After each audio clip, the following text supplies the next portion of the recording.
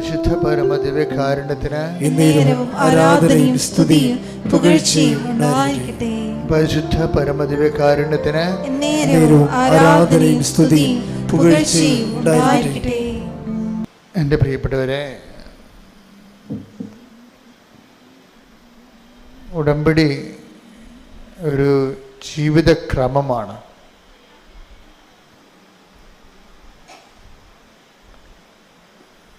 പലപ്പോഴും ഉടമ്പടിയുടെ ഓരോ ദിവസങ്ങളും ഈ സാക്ഷ്യത്തിൻ്റെ അൾത്താരയിൽ നിൽക്കുമ്പോൾ നമ്മളെ വല്ലാത്ത രീതിയിൽ സംഭ്രമിപ്പിക്കും. കാര്യം നാനാജാതി മതസ്ഥർ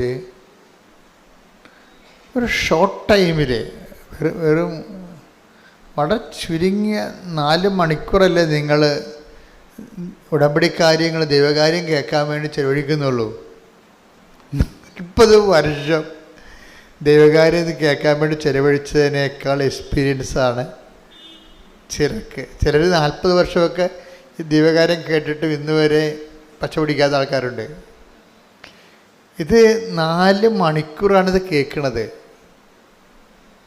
ദൈവകാര്യം കേൾക്കണത്.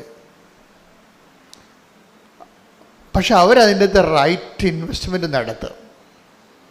നമ്മൾ എന്ത് കേൾക്കുന്നു എന്നുള്ളതല്ല പ്രശ്നം.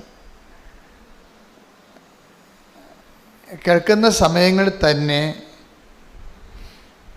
നമ്മൾക്ക് അതിൻ്റെ സംശയങ്ങൾ ഓട്ടോമാറ്റിക്കായിട്ട് നിവാരണം ചെയ്യപ്പെടണം. ഈ ദൈവം നമ്മളെ പഠിപ്പിക്കുന്ന ഒരു രീതിയുണ്ട്.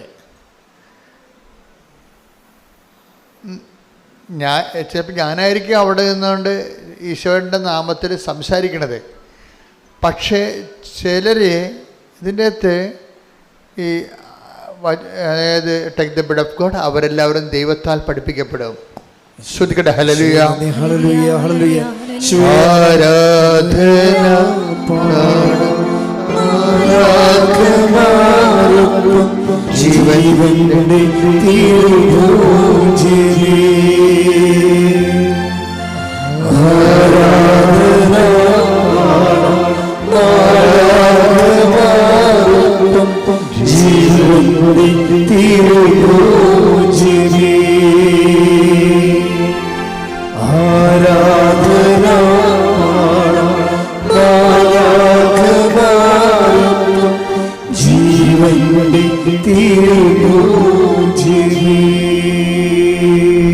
യോഹന്നാൻ 6:45 അവരെല്ലാവരും ദൈവത്താൽ പഠിപ്പിക്കപ്പെട്ടവരാകും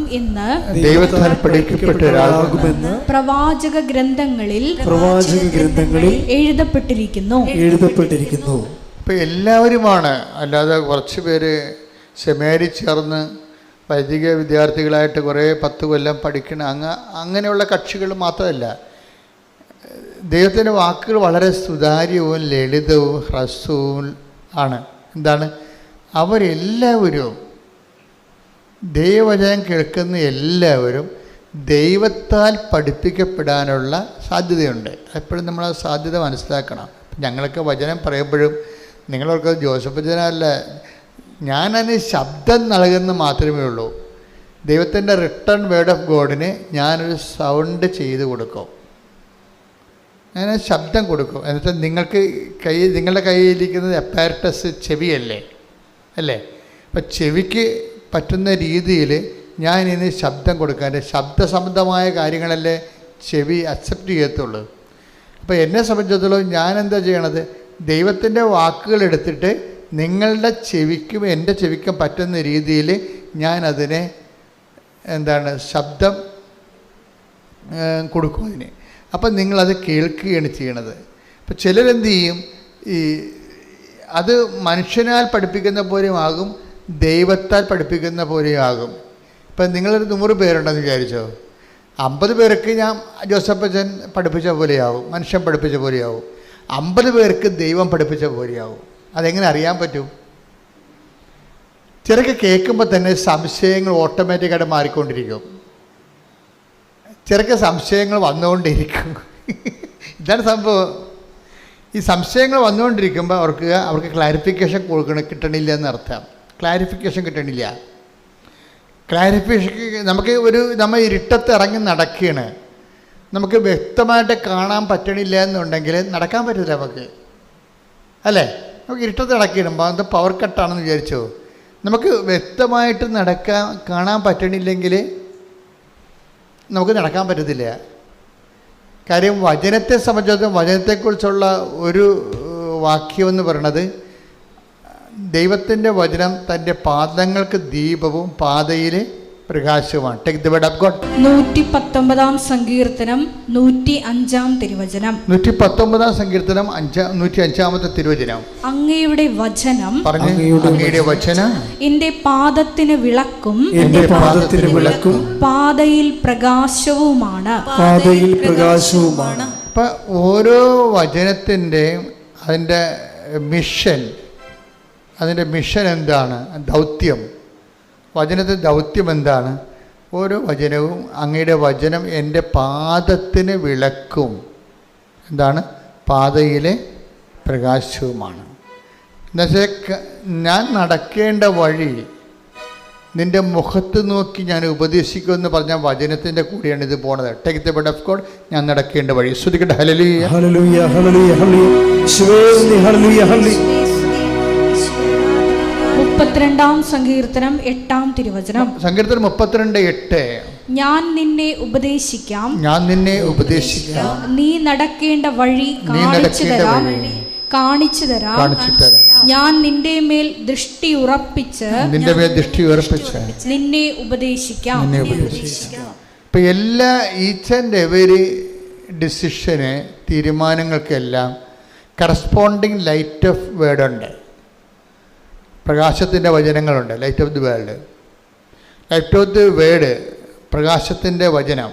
അതായത് ഓരോ വിഷയത്തിനും അതിനാവശ്യമായ ലൈറ്റ് കിട്ടണമെന്നുണ്ടെങ്കിൽ അതിൻ്റെ ആവശ്യമായ വചനം നമ്മൾ അറിഞ്ഞിരിക്കണം. ഉടമ്പടിയിലെ ഒരു പ്രധാനപ്പെട്ട എക്സസൈസ് എന്താണ്? അരമണിക്കൂർ വചനം വായിക്കുക. പിന്നെന്താണ്? ഉടമ്പടി ധ്യാനം എല്ലാ ദിവസവും കൂടുക. ഇപ്പം അഡീഷണലായിട്ട് വെച്ചിരിക്കണത് എന്താണ്? Daily bread.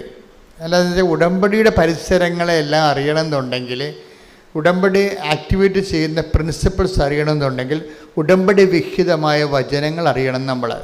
ഉടമ്പടി വിഹിതമായ വചനങ്ങളാണ് ഉടമ്പടി ജീവിതത്തിൻ്റെ വെളിച്ചമായിട്ട് വരണത്. നമ്മുടെ ഉടമ്പടി ജീവിത പാതയിൽ വെളിച്ചമായിട്ട് വരണത് ഉടമ്പടി വിഹിതമായ വചനങ്ങളാണ്. അതുകൊണ്ടാണ് അരമണിക്കൂർ വചനം വായിക്കണമെന്ന് പറയുമ്പോൾ ഉടമ്പടി വചനമാണ് നമ്മൾ വായിക്കേണ്ടത്. കഴിഞ്ഞ ദിവസങ്ങളിൽ ഇവിടെ ഒരു കുഞ്ഞൊരു സാക്ഷ്യം പറഞ്ഞു. ഒരു കൊതമംഗലത്തിലൊരു കൊച്ചുണ്ട്, എൻ്റെ പേര് ഞാൻ പറഞ്ഞേ. അവൻ സാക്ഷ്യം പറഞ്ഞ അവന് ബൈബിൾ അവരുടെ ജില്ലയിൽ ബൈബിൾ ജിസ്മോൻ്റെ സാക്ഷ്യം എന്ന് വെച്ച് കഴിഞ്ഞാൽ അവന് ബൈബിൾ ക്വിസാണ്. അവനെന്താ ചെയ്യണത്? അവൻ രാവിലെ എഴുന്നേറ്റിട്ട് ഡെയിലി ബ്രെഡ് കേൾക്കും, എന്നിട്ട് അതിൽ പറയുന്ന വചനങ്ങളെല്ലാം കുറിച്ച് വെക്കും. അത് മാത്രമാണ് അവൻ പഠിച്ചിരിക്കുന്നത്. 2 മാസത്തെ വചനങ്ങൾ ഗൃഹപാഠമായിട്ട് പഠിച്ചു. 102 വചനങ്ങൾ പഠിച്ചു. 302 വചനങ്ങൾ അവൻ പഠിച്ചു. അപ്പോൾ ഭയങ്കര സീരിയസ് ആയിട്ട് എടുക്കുന്ന ആൾക്കാരുണ്ട്. നിങ്ങൾക്ക് പലപ്പോഴും സംഭവിക്കുന്നത്, എനിക്ക് പലപ്പോഴും തോന്നിയിട്ടുള്ളത്, ഉടമ്പടി വളരെ ദൈവികമായ ഒരു സംവിധാനമാണ്. കാര്യം അത് എന്നെ ഞെട്ടിക്കണമെന്ന് പറയുന്നത്, ഞാനിപ്പോൾ അച്ഛനായിട്ട് 40 ഈ ശുശ്രൂഷ തുടങ്ങിയിട്ട് 10-39 കൊല്ലം ആയി, അപ്പം കഴിഞ്ഞു. പക്ഷേ ഇങ്ങനെ ജനങ്ങളെ അനുദിനം ഒരുമിച്ച് കൂട്ടുകയും നാനാജാതി മതസ്ഥരെ അവരുടെ വേദനകാലങ്ങളിലെ കർത്താവിൻ്റെ സ്നേഹത്തിലേക്കും പരിപാലനയിലേക്കും വിളിക്കുകയും ചെയ്യുന്ന ശുശ്രൂഷ ഞാൻ എൻ്റെ ജന്മത്തെ കണ്ടിട്ടില്ല. ഞാൻ ചരിത്രം നല്ലവണ്ണം പഠിക്കുന്ന ആളാണ്. ഓരോ ശുശ്രൂഷകളും എന്ന് തുടങ്ങി. ഇപ്പോൾ നിത്യാരാധന ഇന്ന് 13-ാം നൂറ്റാണ്ടിലാണ് നിത്യാരാധന തുടങ്ങിയത്. 13-ാം നൂറ്റാണ്ട് 700 കൊല്ലമേ ആളോ നിത്യാരാധന തുടങ്ങിയിട്ട്. കുരിശിൻ്റെ വഴി സഭയിലെ ശുശ്രൂഷയാണ്. അതിൻ്റെ തുടങ്ങിയിട്ട് 800 കൊല്ലമായി. 12-ാം നൂറ്റാണ്ടിൽ തുടങ്ങിയതാണ്. ജപമാല 16-ാം നൂറ്റാണ്ടിൽ തുടങ്ങിയതാണ്. പക്ഷേ ഇതെല്ലാം അനുവർത്തിക്കുന്നത് ആരാണ്? Those who are meant. അത് ആരാണ് ഇതോടെ മെൻറ്റ്? കാത്തലിക്സാണ് ശരിക്കും പറഞ്ഞത്. പക്ഷെ ഉടമ്പടി കാലം വന്നപ്പോഴാണ് ക്രിസ്ത്യൻസിന് മൊത്തം CSI, പെന്തക്കോസ്ത്, മാർത്തോമ, ഓർത്തഡോക്സ്, യാക്കോബ, കത്തോലിക്ക, ഇനി നോൺ ക്രിസ്ത്യൻസ് എല്ലാവർക്കും കൂടി ഒരുമിച്ച് കൂടാനും കണ്ണീരിൻ്റെ കാലത്ത് ദൈവത്തിൻ്റെ ആശ്വാസം പ്രാപിക്കാനുള്ള സംവിധാനമായിട്ട് ദൈവം തന്നാണ് ഉടമ്പടി. അതിപ്പോഴേ നമ്മൾ 16 ഇത് ആക്ടിവേറ്റ് ആകണത്. 16 തൊട്ട് ഇങ്ങോട്ട് 8 കൊല്ലത്തെ വളർച്ചയിൽ എന്തൊരു വളർച്ചയാണ് ജനങ്ങൾ, എന്തൊരു ദൈവാനുഭവമാണ് ജനതകൾ പ്രാപിച്ചത്. അന്ധകാരത്തിൽ ജീവിച്ചിരുന്ന ഒരു പ്രകാശം കണ്ടു എന്ന് പറഞ്ഞില്ലേ. Take the word of God. ശ്രുതികടെ ഹല്ലേലൂയ. ഹല്ലേലൂയ, ഹല്ലേലൂയ. മത്തായി 4:16. മത്തായി 4:16. അന്ധകാരത്തിൽ സ്ഥിതി ചെയ്തിരുന്ന ജനങ്ങൾ വലിയ പ്രകാശം കണ്ടു. മരണത്തിന്റെ മേഖലയിലും നിഴലിലും വസിച്ചിരുന്നവർക്കായി ഒരു ദീപ്തി ഉദയം ചെയ്തു. അത് ഈശോനെ കുറിച്ചാണ് അത് പറയണത്. പക്ഷെ അതിൻ്റെ ഫലപ്രാപ്തി ഈശോൻ്റെ കാലത്ത് പോലും അതേസമയം തന്നെ വിജാതിയരും യഹൂദരുമൊക്കെ ഈശോയെ സ്വീകരിക്കുന്നതിന് ഭയങ്കരമായ തടസ്സങ്ങളുണ്ടായിരുന്നു. സഭയിൽ വിവാദങ്ങളായ പഠനങ്ങളൊക്കെ ഉണ്ടായത് അതുകൊണ്ടാണ്. ചില യഹൂദന്മാരായിട്ടുള്ള ആൾക്കാർ ക്രിസ്ത്യാനിലേക്ക് വന്നപ്പോൾ ഈ ക്രിസ്ത്യാനിസായിട്ടുള്ള പത്തോസിനെപ്പോലുള്ളവർ പറഞ്ഞു, നിങ്ങൾ ആദ്യം ഈ വിജാതിയരായിട്ടുള്ള ആൾക്കാർ ക്രിസ്ത്യാനിലേക്ക് വന്നപ്പോൾ പത്തോസ് ആദ്യം പറഞ്ഞു, നിങ്ങൾ ആദ്യം യഹൂദരാകണം, പിന്നെ നിങ്ങൾ സർക്കംസിഷനൊക്കെ ചെയ്യണം, ഛേദനാചാരം ചെയ്യണം, എന്നിട്ട് ക്രിസ്ത്യനായിട്ട് ബാപ്റ്റിസ്റ്റ് ചെയ്യാൻ പറ്റത്തുള്ളൂ എന്നൊക്കെ സങ്കീർണങ്ങളായ പഠനങ്ങളൊക്കെ വന്ന് അതിനോട് ബന്ധപ്പെട്ട് ഇതുപോലെ കാഴ്ചപ്പാടുകളുടെ വിഷയമങ്ങൾ കാരണം ഒത്തിരി ആര്യനിസം അങ്ങനെയൊക്കെ കുറേ അധികം പാഷാണ്ഡതകളും സിസ്റ്റമുകളൊക്കെ സഭയിലുണ്ടായി. പിന്നെ സഭയുടെ കുറേ പണി തന്നെ ഇതിന് മറുപടി പറഞ്ഞ് നടക്കുന്നതായിരുന്നു. കുറേ നൂറ്റാണ്ടുകൾ തന്നെ അങ്ങനെ പോയിട്ടുണ്ട്. പക്ഷേ ഉടമ്പടിയെ സംബന്ധിച്ചിടത്തോളം അങ്ങനെ ഒരു വിവാദമില്ല. എന്താണ്? സിമ്പിളാണ്, എല്ലാവർക്കും സിമ്പിളാണ്. ഫസ്റ്റ് ഫ്രഷ് കമേഴ്സിന് വരെ എന്താണ്, വേറെ ഒന്നുമില്ല, അവൻ പറയണ പോലെ ചെയ്യുക, അത്രയേ ഉള്ളൂ. വീഞ്ഞില്ല, വെള്ളമില്ല, ജോലിയില്ല, ജീവിതമില്ല എന്നൊക്കെ പറയുമ്പോൾ ആർക്ക് വേണമെങ്കിലും ജീവിതം തിരിച്ചു പിടിക്കാം. എത്ര സാമ്പത്തികമായ ബാധ്യതകൾ കിടന്നവരും രോഗമൂർച്ഛയിൽ കിടക്കുന്നവർക്കും ആരോഗ്യത്തേക്ക് തിരിച്ചു വരാം. സിമ്പിളായിട്ടൊരു കാര്യം ചെയ്താൽ മതി. എന്താണ്? സുവിശേഷവിഹിതമായി ജീവിതം പുനഃക്രമീകരിക്കണം. നിങ്ങൾ നിങ്ങളുടെ മതത്തിൽ തുടരുകയോ അല്ലെങ്കിൽ നിങ്ങളുടെ സംസ്കാരം തുടരുകയോ അതൊന്നും ഉടമ്പടി അവിടെ വന്ന് ആരെയും ഡിസ്റ്റർബ് ചെയ്യത്തില്ല. നിങ്ങളോട് എന്താ പറയണത്? നിങ്ങൾ ക്രിസ്തുവിൻ്റെ ഈ ഉടമ്പടിയിലാണ് നിങ്ങൾ ആശ്രയിക്കുന്നുണ്ടെങ്കിൽ അതിൻ്റെ അവലംബം എന്ന് പറയുന്നത് ക്രിസ്തുവിൻ്റെ വചനങ്ങളാണ്. അത്രയേ ഉള്ളൂ, സിമ്പിളാണ്. ഉടമ്പടിയിലാണ് നിങ്ങൾ ആശ്രയിക്കണമെന്നുണ്ടെങ്കിൽ അതിൻ്റെ അവലംബങ്ങൾ ക്രിസ്തുവിൻ്റെ വചനങ്ങളാണ്. അത് അനുസരിച്ച് ചെയ്യുമ്പോൾ പിന്നെ എല്ലാം ദൈവത്തിൻ്റെ വാഗ്ദാന പ്രകാരമാണ് നടക്കുന്നത്, അല്ലാതെ സഭയുടെ പഠനങ്ങളനുസരിച്ചല്ല. അതായത് വ്യത്യാസം അതാണ്. അതുകൊണ്ടാണ് ഞാൻ നോൺ ക്രിസ്ത്യൻസിനെ ഡിസ്റ്റർബ് ചെയ്യാത്തതിൻ്റെ കാരണം. നിങ്ങൾക്കുണ്ടാകുന്ന ദൈവാനുഭവങ്ങൾ ഇപ്പം ഞങ്ങൾക്ക് കാത്തലിക്സ് സഭയുടെ പഠനങ്ങൾക്കാണ് പ്രധാനം. ദൈവവചനം പോലെ പ്രാധാന്യമാണ് സഭയുടെ പഠനങ്ങൾക്കും. കാര്യം ഞങ്ങൾക്ക് അതിൻ്റെ ആ മേഖലയിൽ ഞങ്ങൾക്ക് കൂടുതൽ ബോധ്യങ്ങൾ തന്നിട്ടുണ്ട് സഭ. നിങ്ങളെ സംബന്ധിച്ചിടത്തോളം നിങ്ങളെ ഫ്രഷ് കമേഴ്സാണ് വരണത്. നിങ്ങളെ സംബന്ധിച്ചിടത്തോളം എന്താ സംഭവം? നിങ്ങളുടെ ആധാരങ്ങൾ എന്താണ്? വചനമാണ് നിങ്ങളുടെ ആധാരം. നിങ്ങളുടെ അവലംബം എന്താണ്?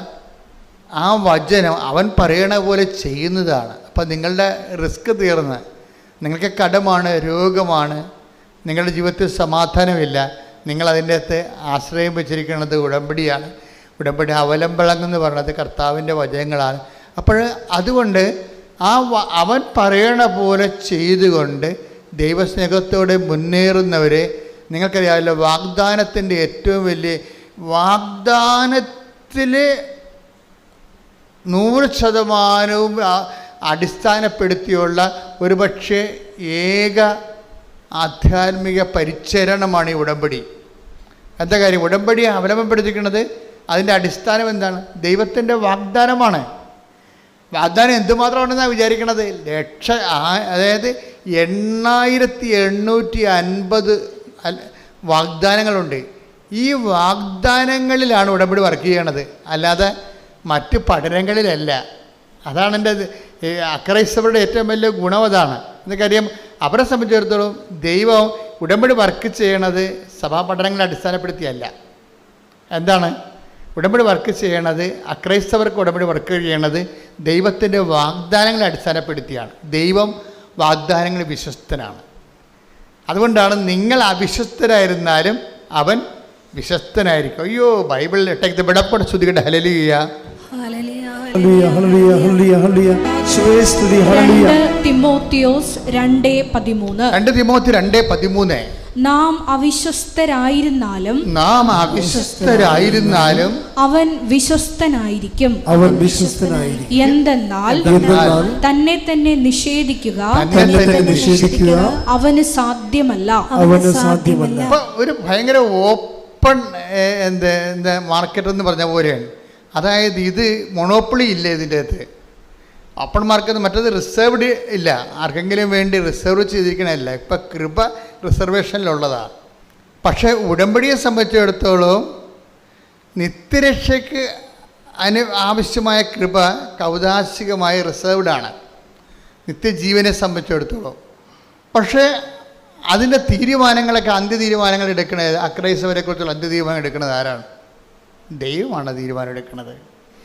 അതെവിടെ നിന്നാണ് ആ തീരുമാനം വരണത്? നിങ്ങളുടെ ആത്മാർത്ഥതയിലൂടെയാണ് തീരുമാനം കയറുന്നത്. നിങ്ങളുടെ ഓരോ വ്യക്തികളും ക്രിസ്തുവിനോട് ഇപ്പോൾ വിഷയബന്ധിയായിട്ട് നിങ്ങൾക്ക് ഉടമ്പടി എടുക്കാം, വ്യക്തിബന്ധിയായിട്ട് ഉടമ്പടി എടുക്കാം. ഞാൻ ആദ്യം പറഞ്ഞ ഭാഗങ്ങളെല്ലാം വിഷയബന്ധിയായിട്ട് ഉടമ്പടി എടുക്കുന്ന തുടക്കക്കാരെക്കുറിച്ചാണ് പറഞ്ഞിരിക്കുന്നത്.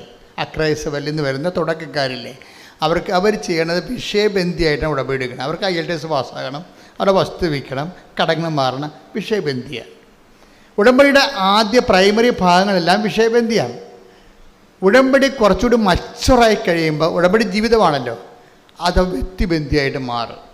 അത് ഓപ്ഷനിലാണ്. ഞങ്ങളാരും നിങ്ങളോട് വ്യക്തിബന്ധിയാകണമെന്ന് നിർബന്ധിക്കുകയോ നിർബന്ധപൂർവ്വം നിങ്ങളെ മതം മാറ്റുകയോ അങ്ങനെ വിഷയം വരെ ചെയ്തിട്ടുണ്ടോ? എന്നെ ഒരിക്കലും ചെയ്യത്തില്ല. അത് ദൈവം അവനവന് കൊടുക്കുന്ന കൃപയുടെ അടിസ്ഥാനത്തിലായിരിക്കും. അത് അവനവൻ ദൈവത്തോട് കാണിക്കുന്ന ആത്മാർത്ഥതയുടെ അടിസ്ഥാനത്തിലായിരിക്കും. ചിലർ വസ്തുവിന് മാത്രം ദൈവത്തിൽ ആശ്രയിക്കും, ചിലർ വ്യക്തിക്ക് വേണ്ടി ദൈവത്തിൽ ആശ്രയിക്കും. അത് അവരുടെ വിഷയങ്ങളാണ്. ശ്രുതികട്ടെ. ഹല്ലേലൂയ, ഹല്ലേലൂയ, ഹല്ലേലൂയ, ഹല്ലേലൂയ, ഹല്ലേലൂയ. ആരാധന. ഹല്ലേലൂയ, ഹല്ലേലൂയ. നമുക്ക് എല്ലാവർക്കും വ്യക്തിപരമായിട്ട് ആത്മബന്ധം നീയുമായിട്ടുണ്ടാകുവാൻ ഈ ആരാധനയിലൂടെ പ്രത്യേകമായി ഞങ്ങളോട് കരുണ തോന്നണമേ. ഹല്ലേലൂയ, ഹല്ലേലൂയ. മഹത്വം, ആരാധന, ആരാധന. ഹല്ലേലൂയ, ഹല്ലേലൂയ.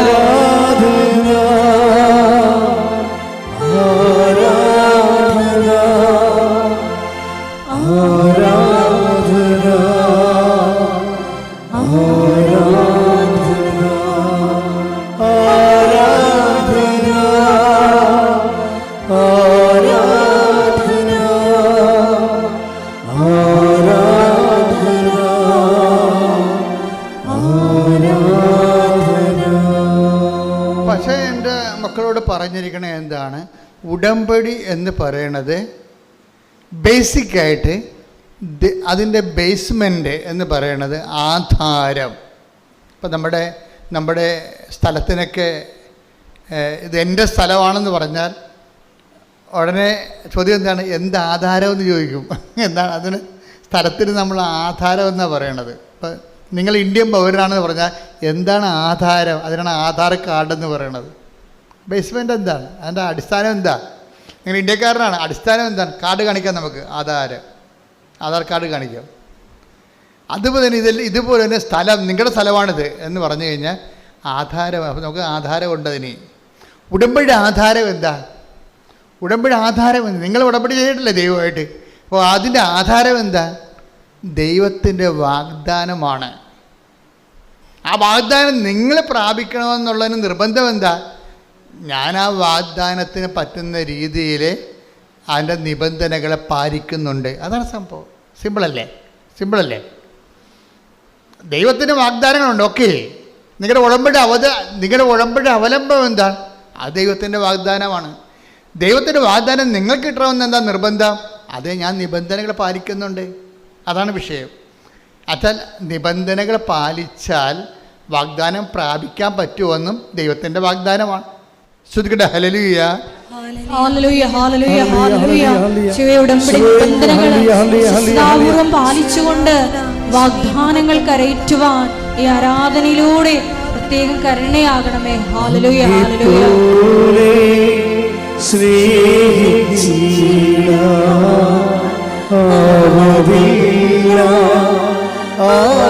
വാഗ്ദാനങ്ങളൊക്കെ പാലിച്ച take the word of God. ശ്രുതിക്കട്ടെ ഹല്ലേലൂയ.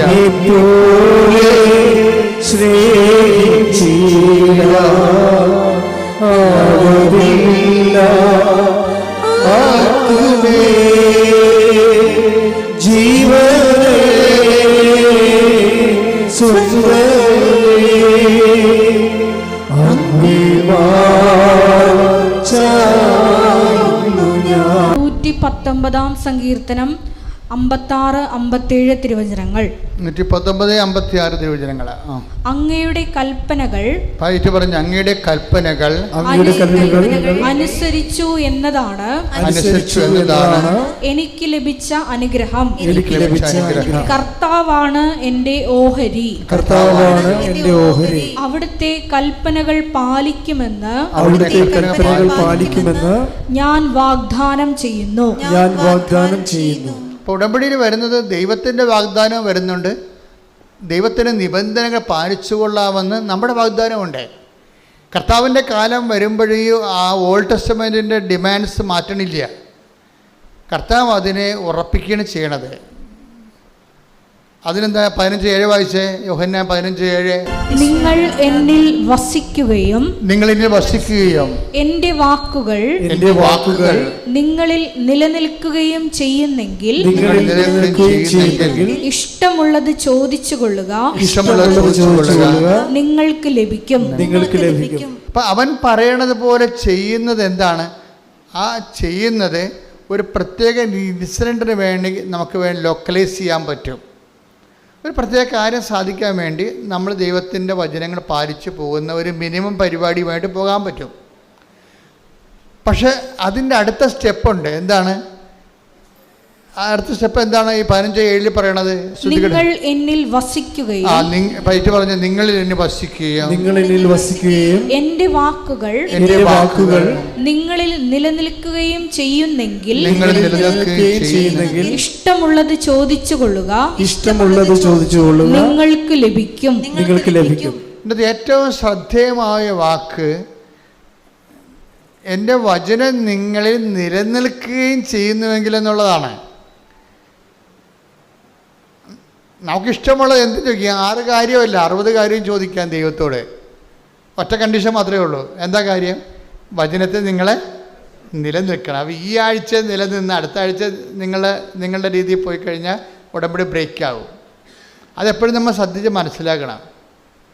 ഈ ആഴ്ച നമ്മൾ നിലനിൽക്കും, അടുത്ത ആഴ്ച അത് എപ്പോഴും ഉടമ്പടിയുടെ പഠനങ്ങളുടെ ഏറ്റവും പ്രധാന കണ്ടിന്യൂറ്റി, അത് പ്രധാനപ്പെട്ട വിഷയമാണ്.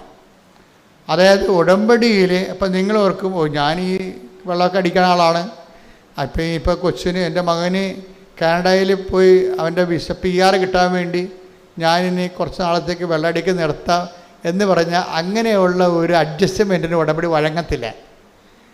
നിങ്ങൾ ദൈവത്തെ ഇങ്ങനെ ഇതുപോലെ ഇച്ഛ വരപ്പിക്കും ദൈവത്തിന് അറിയാവുന്ന കാരണം അതുകൂടി കവർ ചെയ്താൽ പറയണത്. നിങ്ങൾക്ക് ഇഷ്ടമുള്ള ചോദിക്കാം, പക്ഷേ എന്താ പ്രശ്നം? വചനത്തിൽ നിങ്ങളെ കണ്ടിന്യൂറ്റി നിലനിൽക്കണം. പ്രാർത്ഥിക്കുക, കർത്താവായ ദൈവമേ, അങ്ങയുടെ വചനത്തിൽ നിലനിൽക്കാൻ ആവശ്യമായ ദൈവസ്നേഹത്താൽ എന്നെ നിറക്കണമേ. ഇവിടെയാണ് ഞങ്ങൾ നിങ്ങൾക്ക് പരിചരണങ്ങൾ നൽകണത്. എന്താണ്? ഓരോ തരത്തിലുള്ള ഗൃഹപാഠങ്ങൾ നൽകും ഇല്ലേ? പത്രം കൊടുക്കാൻ പറയും, രോഗികളെ പോയി കാണാൻ പറയും. അതെന്തിനാണ് ഗൃഹപാഠങ്ങൾ നൽകണത്? അതെല്ലാം എല്ലാം ഉദ്ദേശം അത് ചെയ്യുമ്പോൾ നിങ്ങൾക്ക് പറ്റുന്ന അബദ്ധം, നിങ്ങൾ ആ ഒരു വിഷയത്തിന് വേണ്ടി വിഷയബന്ധിയായിട്ട് ചെയ്യും. അതൊന്ന് ഈ നമ്മൾ പ്രേക്ഷിത പ്രവർത്തനങ്ങൾ വിഷയബന്ധിയാകുമ്പോൾ ഉണ്ടാകുന്ന ഡ്രൈനെസ് ഭയങ്കരമാണ്. പ്രേക്ഷിത പ്രവർത്തനങ്ങൾ എപ്പോഴും വിഷയബന്ധി അല്ല. കാരണം നിങ്ങളുടെ IELTS നിങ്ങളുടെ മകളെ കെട്ടിക്കാനോ കെട്ടിച്ചമൾക്ക് കുഞ്ഞുങ്ങളുണ്ടാകാനുള്ള വിഷയമായിട്ട് ബന്ധിയല്ല പ്രേക്ഷിത പ്രവർത്തനം. പ്രേക്ഷിത പ്രവർത്തനം വിഷയബന്ധിയല്ല. പലർക്കും പറയുന്ന അബദ്ധം അവിടെയാണ്. അവർ വിഷയബന്ധിയായിട്ടാണ് എന്താണ് ഞാനിങ്ങനെ പത്രം കൊണ്ട് കൊടുത്ത് പ്രേക്ഷിത പ്രവർത്തനങ്ങൾ ചെയ്യുന്നു. എനിക്ക് അതെന്താ ഉദ്ദേശിക്കണം? അവർക്ക് PR കിട്ടണം, അല്ലെങ്കിൽ അവരുടെ വസ്തു വിറ്റ് കിട്ടണം, അല്ലെങ്കിൽ അവർക്ക് വീട് വെക്കണം, അതിനു വേണ്ടി അവർ ചെയ്യണം. അപ്പോൾ പ്രേക്ഷിത പ്രവർത്തനം വിഷയബന്ധിയായി പോകും. അപ്പോഴേ ഡ്രൈവ് വരും. എന്താ ചെയ്യേണ്ടത്? പ്രേക്ഷിത പ്രവർത്തനം എന്ത് ചെയ്യണം? വ്യക്തിബന്ധിയായിരിക്കണം. അതെപ്പോഴും നമ്മൾ ശ്രദ്ധിക്കണം. പ്രേക്ഷിത പ്രവർത്തനം ഉടമ്പടി തെറ്റുവരാൻ സാധ്യതയുള്ളത് അതിനാണ്. പ്രേക്ഷിത പ്രവർത്തനങ്ങൾ വ്യക്തിബന്ധിയായിരിക്കണം. എന്താ കാര്യം? കർത്താവിൻ്റെ കൽപ്പനയാണ് ഇതെല്ലാമെങ്കിലും ആ കൽപ്പന പാലിക്കണത് ഒരു വിഷയത്തെ അടിസ്ഥാനപ്പെടുത്തിയല്ല, വ്യക്തിയെ അടിസ്ഥാനപ്പെടുത്തിയാണ്. അതാണ് ഈശോ പറഞ്ഞത്, എന്നെ സ്നേഹിക്കുന്നവനാണ് എൻ്റെ കൽപ്പന. അതാണ് വിഷയം. ഇതെവിടെ പോകണം? യോഹന്നാൻ 14:23. യോഹന്നാൻ 14:23. എന്നെ സ്നേഹിക്കുന്നവൻ എന്റെ വചനം പാലിക്കും. അപ്പോൾ എന്റെ പിതാവ് അവനെ സ്നേഹിക്കുകയും ഞങ്ങൾ അവന്റെ അടുത്ത് വന്ന് അവനിൽ വാസമുറപ്പിക്കുകയും ചെയ്യും. അപ്പോൾ ആരാണ് അവൻ പറയണ പോലെ ചെയ്യാൻ പറയുമ്പോൾ ആരാണ് അവൻ പറയണ പോലെ ചെയ്യണത്? എന്നെ സ്നേഹിക്കുന്നവനാണ്. യോഹന്നാൻ 14:23 ഇതിൻ്റെ ഫണ്ടമെൻ്റ് വചനമാണ്. എന്താ കാര്യം? പറഞ്ഞേ. എന്നെ സ്നേഹിക്കുന്നവൻ എന്റെ വചനം പാലിക്കും. അപ്പോൾ എന്റെ പിതാവ് അവനെ സ്നേഹിക്കുകയും ഞങ്ങൾ അവന്റെ അടുത്ത് വന്ന് അവനിൽ വാസമുറപ്പിക്കുകയും ചെയ്യും. അപ്പോഴേ ഉടമ്പടി അവൻ പറയണ പോലെ ചെയ്യുന്നതാണെങ്കിലും ഈ അവൻ പറയുന്ന പോലെ ചെയ്യുന്ന ആ ചെയ്ത്തില്ലേ, ആ കർമ്മം അടിസ്ഥാനപ്പെടുത്തിയിരിക്കേണ്ടത് വിഷയബന്ധിയായിട്ടല്ല. ആ കർമ്മം നിങ്ങൾ ചെയ്യുന്നത് കൊണ്ട് നിങ്ങൾക്ക് ആ വിഷയം സാധിക്കണമെന്നുള്ളതിനെ നേരിട്ട് ബന്ധപ്പെടുന്നില്ല. അവൻ പറയുന്ന പോലെ ചെയ്യുന്നതിൻ്റെ ബേസ്മെൻറ്റ് എന്താണ്? എന്നെ സ്നേഹിക്കുന്നവനെന്നാണ് കിടക്കുന്നത്. അവൻ പറയുന്ന പോലെ ചെയ്യണത് ആരാണ്? ദൈവത്തെ സ്നേഹിക്കുന്നവനാണ്. അപ്പോൾ ആദ്യം വേണ്ടത് എന്താണ്? ദൈവസ്നേഹമാണ് വേണ്ടത്. അതാണ് വിഷയം. അതെപ്പോഴും ഓർത്തേക്കണം കേട്ടോ. പ്രേക്ഷിത പ്രവർത്തനം ചെയ്യുമ്പോൾ ആദ്യം ഓർക്കണം. പ്രേക്ഷിത പ്രവർത്തനം ചെയ്യുമ്പോൾ നിങ്ങൾ ഉടനെ വന്ന് കമ്പ്യൂട്ടർ ഓൺ ചെയ്ത് ഓഫർ ലെറ്റർ വന്നാന്നല്ല നോക്കേണ്ടത്. നിങ്ങൾ ആദ്യം നോക്കേണ്ടത് ഞാനീ ചെയ്യണത് ഔട്ട് ഓഫ് ലവ് ആണോ, ദൈവസ്നേഹത്തോടെയാണോ? എന്താ കാര്യം വെച്ച് കഴിഞ്ഞാൽ ഈ ദൈവസ്നേഹത്തോട് ചെയ്ത് കഴിഞ്ഞാലുള്ള ഗുണമെന്ന് വെച്ച് കഴിഞ്ഞാൽ അവിടെ ക്യാഷ് ആൻഡ് കൈൻഡ് ആയിട്ടുള്ള അനുഗ്രഹം വരണത് വൈ ദ വെരി പ്രസൻസ് ആയിട്ടാണ് വരണത്. ഇപ്പം നിങ്ങൾക്ക് മഴവില്ല് കാണണം, നിങ്ങൾക്ക് മുല്ലപ്പൂവിൻ്റെ സുഗന്ധം കേൾക്കണം എന്നൊക്കെ ആർക്കാണ് കൊതിയില്ലാത്തത്? അതെല്ലാം പ്രസൻസിൻ്റെ ഇഫക്റ്റാണ്. ജോൺ പോൾ മാർപ്പാപ്പ സ്വപ്നത്തിൽ പ്രത്യക്ഷപ്പെട്ടു, ജോസഫ് അച്ഛൻ പ്രത്യക്ഷപ്പെട്ടു എന്നൊക്കെ പറഞ്ഞ ആൾക്കാർ പറയുന്നില്ലേ? അതെല്ലാം ദൈവത്തിൻ്റെ പരിപാലനയുടെ രീതിയിലുള്ള ഓരോ പ്രസൻസാണ്. പക്ഷേ ഈ പ്രസൻസിലേക്ക് വരണത് എങ്ങനെയാണ്? അതായത് ആ 14:26 തന്നെയാണ് എൻ്റെ വചനം. അതായത് നിങ്ങൾ എന്നെ സ്നേഹിക്കുകയും പറഞ്ഞേ, നിങ്ങൾ എന്നെ സ്നേഹിക്കുകയും അതുവഴി എൻ്റെ വചനങ്ങൾ പാലിക്കുകയും ചെയ്യുമ്പോൾ ഞങ്ങൾ വന്ന് നിങ്ങളിൽ വാസമുറപ്പിക്കും. അതാണ് പ്രസൻസ് എന്ന് പറയുന്നത്. ഉടമ്പടിയിൽ പ്രസൻസ്. നിങ്ങൾക്ക് വേണമെങ്കിൽ എങ്ങനെ വേണമെങ്കിലും മുല്ലപ്പൂവിൻ്റെ സുഗന്ധം കേൾക്കുകയോ മഴവില്ല് കാണുകയോ സ്വപ്നം കാണുകയോ ദർശനം കിട്ടുകയോ ചെയ്യണമെന്നുണ്ടെങ്കിൽ പ്രസൻസിൻ്റെ ഫോർമുല കറക്റ്റ് ചെയ്യണം. ആ വചനം ഒന്നിനു വായിച്ചേ. എന്നെ സ്നേഹിക്കുന്നവൻ എന്റെ വചനം പാലിക്കും. അപ്പോൾ എന്റെ പിതാവ് അവനെ സ്നേഹിക്കുകയും ഞങ്ങൾ അവന്റെ അടുത്ത് വന്ന് അവനിൽ വാസമുറപ്പിക്കുകയും ചെയ്യും. അതാണ് സാന്നിധ്യം എന്ന് പറയണത്. ഇപ്പം അവനെ സ്നേഹിക്കുമ്പോൾ ഉണ്ടാകുന്ന പ്രശ്നമെന്ന് പറയണത് നമുക്ക് ഒരിക്കലും ദൈവത്തെയും മാമോനെയും ഒരുമിച്ച് സ്നേഹിക്കാൻ പറ്റത്തില്ല. അവിടെയാണ് ഒരു വഴിപിരിയൽ വരണത്. അവിടെ വെച്ച് വഴിപിരിയും. നമുക്ക് ക്രിസ്തുവിനെ സ്നേഹിക്കാമെന്ന് പറഞ്ഞിട്ട് പിശാചെ കയ്യെ പിടിച്ച് നടക്കാൻ പറ്റത്തില്ല. പിടിയിട്ടില്ലേ? അവിടെയാണ് നമ്മൾ ശ്രദ്ധിക്കേണ്ടത്. ടേക്ക് ദ ബെഡ് അപ്പോൾ ദൈവത്തെയും മാമോനെയും. ശ്രദ്ധിക്കട്ടെ. മത്തായി 6:24. മത്തായി 6:24. 2 യജമാനന്മാരെ സേവിക്കാൻ കിടക്കണ ചട്ടിക്കലോ പ്രശ്നം. 2 യജമാനന്മാരെ സേവിക്കാൻ ആർക്കും സാധിക്കുകയില്ല. ഒന്നുകിൽ ഒരുവനെ ദ്വേഷിക്കുകയും അപരനെ സ്നേഹിക്കുകയും ചെയ്യും. അല്ലെങ്കിൽ ഒരുവനെ ബഹുമാനിക്കുകയും അപരനെ നിന്ദിക്കുകയും ചെയ്യും. ദൈവത്തെയും മാമോനെയും സേവിക്കാൻ നിങ്ങൾക്ക് സാധിക്കുകയില്ല. ഇത് സോപ്പിട്ട് അഡ്ജസ്റ്റ്മെന്റ് നിങ്ങളെ മയക്കി നിങ്ങളെ കാര്യങ്ങൾ പറയണമെന്നില്ല. കറക്റ്റ് ഡയറക്റ്റാണ്. ഇതിൻ്റെ അകത്തൊരു അഡ്ജസ്റ്റ്മെൻറ്റും ഇല്ല. കർത്താവ് പച്ചക്ക് കാര്യം പറഞ്ഞേക്കുകയാണ്. ദൈവത്തെയും മാമോനെയും ഒരുമിച്ച് സേവിക്കുക. 2 അധികാര സാധ്യതയില്ല. നിങ്ങൾ ശക്തിയുടെ സങ്കല്പങ്ങളിൽ ക്രിസ്തു അല്ലാതെ വേറൊരു ശക്തി സങ്കല്പം വന്നാൽ ഉടമ്പടി വർക്കൗട്ട് ചെയ്യത്തില്ല. അതിനകത്ത് വേറെ ചാൻസ് ഇല്ല. ഇതിനെക്കുറിച്ചൊക്കെ നമുക്ക് വ്യക്തമായ ബോധം ഉണ്ടാകണം. ഈ വിഷയത്തിലെല്ലാം കൃത്യമായ ബോധമാണ്. എന്താ കാര്യം? അതായത് സുവിശേഷ വിഹിതമായിട്ടാണ് ജീവിതം പുനഃക്രമീകരിക്കുമ്പോൾ സ്വാഭാവികമായിട്ടും ഇത് ക്രിസ്തു അവലംബിയാണ്, നോ ഡൗട്ട്. ക്രിസ്തു അവലംബി ആയതുകൊണ്ട് തന്നെ നിൻ്റെ പാപത്തിന് പരിഹാരമായി മരിച്ച വേറെ ഒരാൾ ക്ലെയിം ചെയ്യുന്നില്ല ഈ ലോകത്ത്. അതാണ് എൻ്റെ വിഷയം. ഞാൻ നിനക്ക് പകരക്കാരനായിട്ടാണ് മരിച്ചത്.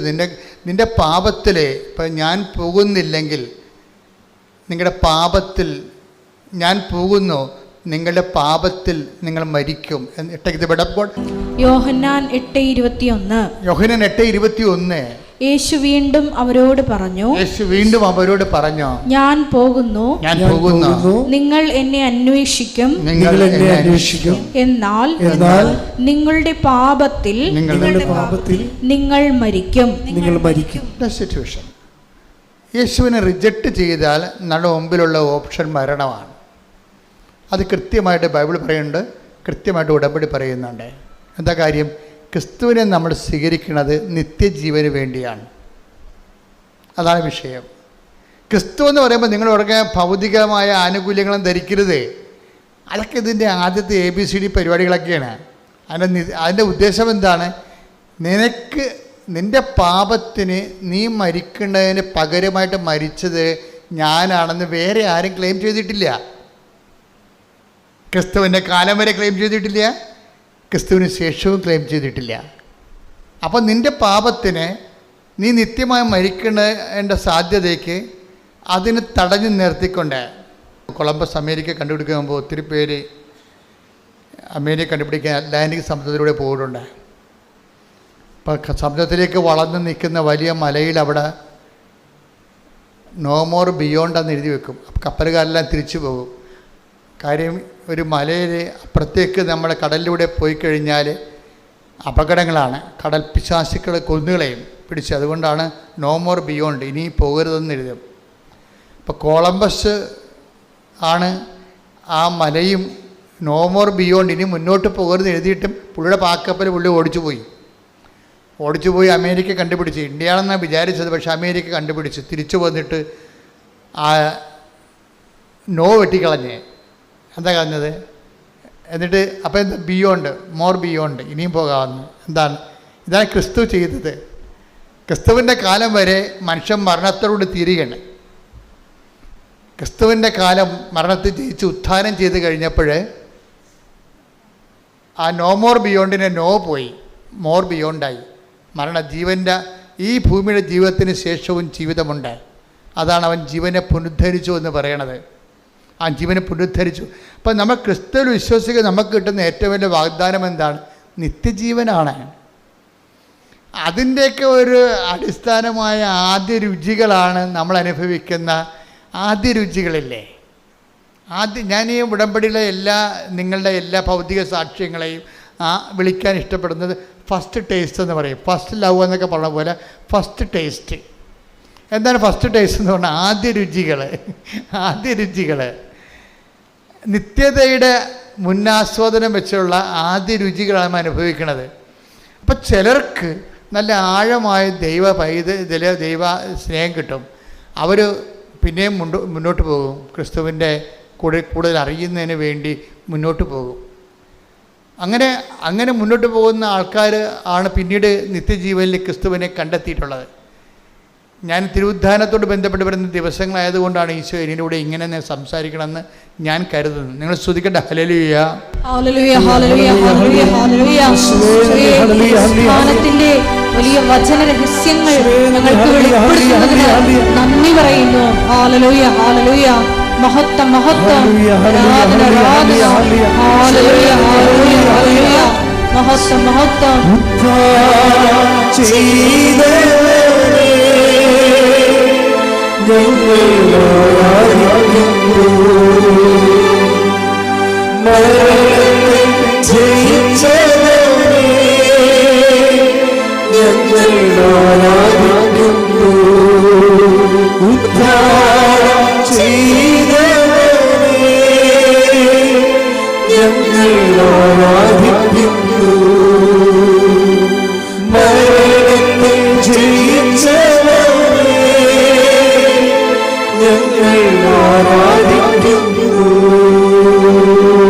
പരിശുദ്ധ പരമദിവ്യകാരുണ്യത്തിന് ആരാധനയും സ്തുതിയും പുകഴ്ചയും ഉണ്ടായിരിക്കട്ടെ.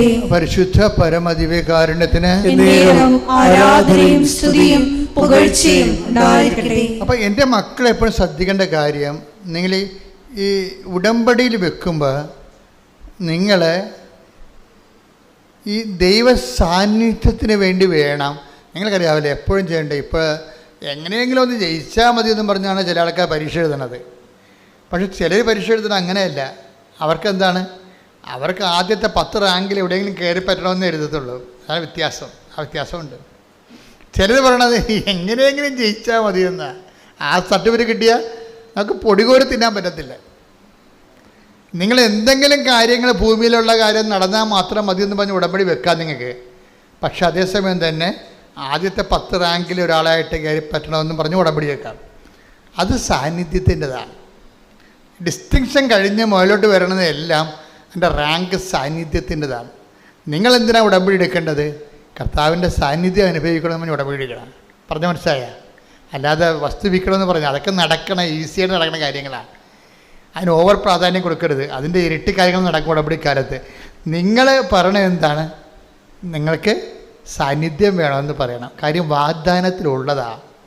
നമുക്ക് സ്കീമിലുള്ളതല്ലേ. ഇപ്പം ഞങ്ങൾക്ക് വീട് വേണമെന്നൊക്കെ പറഞ്ഞുകൊണ്ട് ചെന്നാൽ പഞ്ചായത്തുകാർ പറയും നിങ്ങൾ ആപ്ലിക്കേഷൻ വെക്കൂ. പക്ഷേ 300 ആപ്ലിക്കേഷൻ ഇവിടെ കിടപ്പുണ്ട്.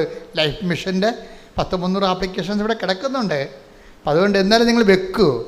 ഞങ്ങൾ വീടൊക്കെ വന്ന് പരിശോധിച്ചിട്ട് നിങ്ങൾ യോഗ്യരാണെങ്കിൽ അടുത്ത ഗഡുവിന് പരിഗണിക്കാം. എന്നാൽ അവർ പരിഗണിക്കാമെന്ന് പറയാൻ കാര്യം സ്കീമുള്ളത് കൊണ്ടാണ്.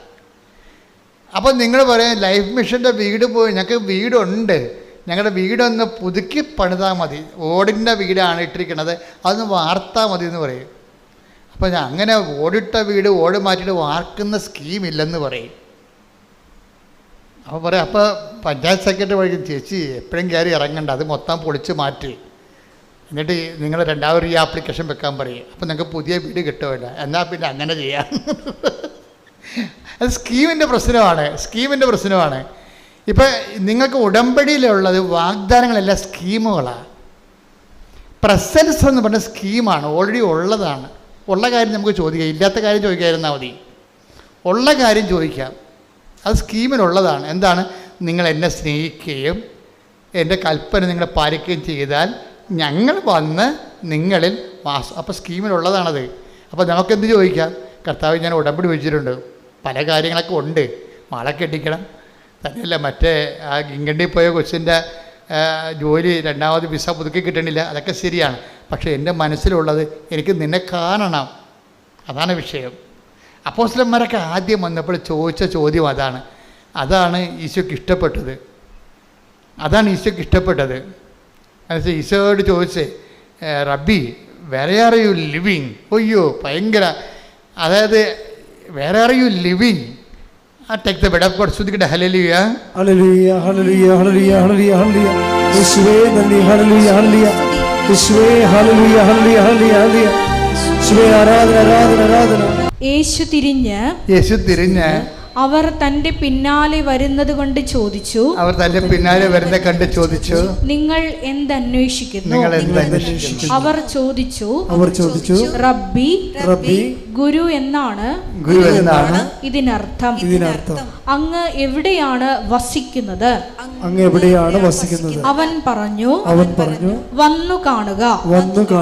അവർ ചെന്ന് അവൻ വസിക്കുന്നിടം കാണുകയും അന്ന് അവനോട് കൂടെ താമസിക്കുകയും ചെയ്തു. അപ്പോൾ ഏകദേശം 10 മണിക്കൂറായിരുന്നു. അപ്പൊ ഇതിനകത്ത് വരുന്നൊരു വിഷയം, കർത്താവിനോട് ചോദിക്കുന്ന ചോദ്യം എന്താ? നിങ്ങൾ എന്താണ് അന്വേഷിക്കണം എന്നാണ് ചോദിക്കണത്. പക്ഷെ അവർ ഉത്തരം പറയണത് ആരെ അന്വേഷിക്കുന്നു എന്നതിനാണ്. അവിടെ ഭയങ്കര ട്വിസ്റ്റാണ് ശരിക്കും പറഞ്ഞാൽ. എന്താണ് അന്വേഷിക്കണം എന്നാണ് ചോദിക്കണത് കർത്താവ്. അപ്പോൾ പറയും, ഞാൻ എൻ്റെ പരീക്ഷ ജയിക്കാൻ വേണ്ടിയാണ് അന്വേഷിക്കുന്നത്. എന്നുവെച്ചാൽ നിൻ്റെ കയ്യിൽ നിന്നുള്ള ആനുകൂല്യങ്ങളാണ് അന്വേഷിക്കുന്നത്. അപ്പോൾ കർത്താവും ചോദിക്കണത്, നിങ്ങൾ വല്ല എൻ്റെ പുറകെ വരുന്നുണ്ടല്ലോ, നിങ്ങൾ ആനുകൂല്യങ്ങളാണോ അന്വേഷിക്കുന്നത് എന്ന് ചോദിക്കുമ്പോൾ അവർ പറയും, ആനുകൂല്യങ്ങളല്ല. We want to know that where you are living. നീ എവിടെ താമസിക്കുന്നു എന്നറിയണം. വചനത്തിൻ്റെ കൂടെ എവിടെയാണെന്ന് അറിയണം. അയ്യോ, എന്നാ ചോദ്യമാണ് ചെയ്യണത് ശരിക്കും പറഞ്ഞാൽ. എന്നാ ഉത്തരവാണ്. നീ എവിടെയാണ് താമസിക്കുന്നത്? അപ്പോൾ കർത്താവ് ചോദിക്കണം, നിങ്ങൾ എന്താണ് അന്വേഷിക്കണതെന്നാണ്. പരീക്ഷയ്ക്ക് വിജയമാണോ, വസ്തു വിൽക്കാനാണോ, വിഷയങ്ങളാണോ അന്വേഷിക്കണത് എന്ന് പറയുമ്പോൾ ആണെന്നല്ല അവർ പറയണത്. അവർ പറയുന്നത് എന്താണ്? വിഷയങ്ങളല്ല ഞങ്ങളുടെ പ്രശ്നം, വ്യക്തിയാണ്. നീ ആണ് ഞങ്ങളുടെ പ്രശ്നം. നീ എവിടെ താമസിക്കുന്നു? അതിൻ്റെ അർത്ഥം എന്താണ്? നിൻ്റെ കൂടെ താമസിക്കാൻ ഞങ്ങൾക്ക് ആഗ്രഹമുണ്ട്. അതാണ് വിഷയം. ഉടമ്പടിയുടെ ഒരു ഉദ്ദേശം അത് തന്നെയാണ്. എവിടെ താമസിക്കുന്നു വെച്ചാൽ കർത്താവിൻ്റെ കൂടെ താമസിക്കാവുന്നൊരു കാലമാണ് ഈ ഉടമ്പടി കാലം എന്ന് പറയണത്. ഇത് അവസാനം വരെ ഈ ചോദ്യ ഉത്തരങ്ങൾ ഇങ്ങനെ കണ്ടിന്യൂ ചെയ്യുന്നുണ്ട്. പട്ടാളക്കാർ വരുമ്പോൾ കർത്താവ് ചോദിക്കും, അവിടെ ചോദിക്കണത് നിങ്ങൾ എന്ത് അന്വേഷിക്കണം എന്നല്ല ചോദിക്കണത്, നിങ്ങൾ ആരെ അന്വേഷിക്കുന്നു എന്നാണ് ചോദിക്കേണ്ടത്. കാര്യം എന്താണ്? അവർ ചോദിക്കേണ്ട ആൾ വ്യക്തിയാണ്, വ്യക്തിയുടെ ആനുകൂല്യങ്ങളല്ല. അവർ ചോദിക്കേണ്ട ആളാരാണ്? വ്യക്തിയാണ്. അപ്പോൾ എന്തന്വേഷിക്കുന്നു എന്ന് ചോദിക്കുന്ന ബൈബിള് അവസാനിക്കണത് ആരെ അന്വേഷിക്കണം എന്ന് പറഞ്ഞാൽ take the bed of God. ശ്രുതിക്കട്ടെ ഹല്ലേലൂയ ഹല്ലേലൂയ ഹല്ലേലൂയ. യേശുവേ നന്ദി. ഹല്ലേലൂയ ഹല്ലേലൂയ ഹല്ലേലൂയ. യോഹന്നാൻ 18:4 തനിക്ക് സംഭവിക്കാനിരിക്കുന്നതെല്ലാം അറിഞ്ഞിരുന്ന യേശു മുമ്പോട്ട് വന്ന് അവരോട് ചോദിച്ചു, നിങ്ങൾ ആരെയാണ് അന്വേഷിക്കുന്നത്? അപ്പോൾ അവർ പറയും, Jesus of നാസറത്ത്, that is me. നിങ്ങൾ അന്വേഷിക്കുന്ന ആള് ഇനി വേറെ ആരും നിങ്ങൾ അന്വേഷിച്ച് പോകേണ്ട, ആള് ഞാൻ തന്നെയാണെന്ന് പറയും. ദാറ്റ്സ് മീ എന്ന് പറയുമ്പോൾ ആ വചനത്തിൻ്റെ പവറിൽ യേശുവിനെ പിടിച്ചു കെട്ടാമെന്ന് ഒരു മലന്നടിച്ച് വീണാണ് നമുക്ക് കാണുന്നത്. അതാണ് പവർ ഓഫ് ഗോഡ് എന്ന് പറയണത്. ഞാൻ പറഞ്ഞു വരുന്നതിൻ്റെ കാരണം, അഥവാ ദൈവം എന്നിലൂടെ ഇപ്പോൾ ഈ നിമിഷം പറയാൻ ഉദ്ദേശിക്കുന്നത്, ഈ സുവിശേഷത്തിൻ്റെ യാത്രയിൽ ആദ്യം മനുഷ്യൻ ആരംഭിക്കുന്നത് എന്ത് അന്വേഷിക്കുന്നു എന്നും പറഞ്ഞാൽ കർത്താവ് ചോദിക്കുന്നത്, നിങ്ങൾ എന്ത് അന്വേഷിക്കുന്നു? പിന്നീട് ഈശോ അത് അവസാനിപ്പിക്കുന്നത്, നിങ്ങൾ കൈതല്ല അന്വേഷിക്കേണ്ടത്, നിങ്ങൾ വിഷയമല്ല അന്വേഷിക്കേണ്ടത്, എന്നെ തന്നെയാണ് പിതാവ് അയച്ച എന്നെ തന്നെയാണ് അന്വേഷിക്കേണ്ടത്. അതാണ് ആരെ അന്വേഷിക്കുന്നു. ഉടമ്പടി എപ്പോഴും നമ്മൾ ശ്രദ്ധിക്കേണ്ടത്, സ്വാഭാവികം നമുക്കൊരു പ്രലോഭനം ഉണ്ടാകാം. എന്തന്വേഷിക്കാൻ? ജോലി അന്വേഷിക്കാൻ, വീട് അന്വേഷിക്കാൻ, പ്രമോഷൻ അന്വേഷിക്കാൻ, പെൻഷൻ അന്വേഷിക്കാൻ, PR അന്വേഷിക്കാൻ നമുക്ക് ത്വര ഉണ്ടാകാം. ഈ ത്വരയെ അതിലംഘിച്ചുകൊണ്ട് വേണം നിങ്ങൾ ഉടമ്പടിയിലൂടെ ക്രിസ്തുവിനെ അന്വേഷിക്കാൻ. കൈയടിച്ച് ശ്രദ്ധിക്കട്ടെ. ഹല്ലേലൂയ, ഹല്ലേലൂയ, ഹല്ലേലൂയ, ഹല്ലേലൂയ, ഹല്ലേലൂയ, മഹത്വം, മഹത്വം, ആരാധന, ആരാധന, ഹല്ലേലൂയ, ഹല്ലേലൂയ, ഹല്ലേലൂയ, ആരാധന, ഹല്ലേലൂയ. യേശുവേ, ഉടമ്പടിയുടെ ലക്ഷ്യം നീ തന്നെയാണെന്ന വലിയ വെളിപ്പെടുത്തൽ നന്ദി പറയുന്നു. ഹല്ലേലൂയ, ഹല്ലേലൂയ. കൈയടിച്ചോട്ടെ.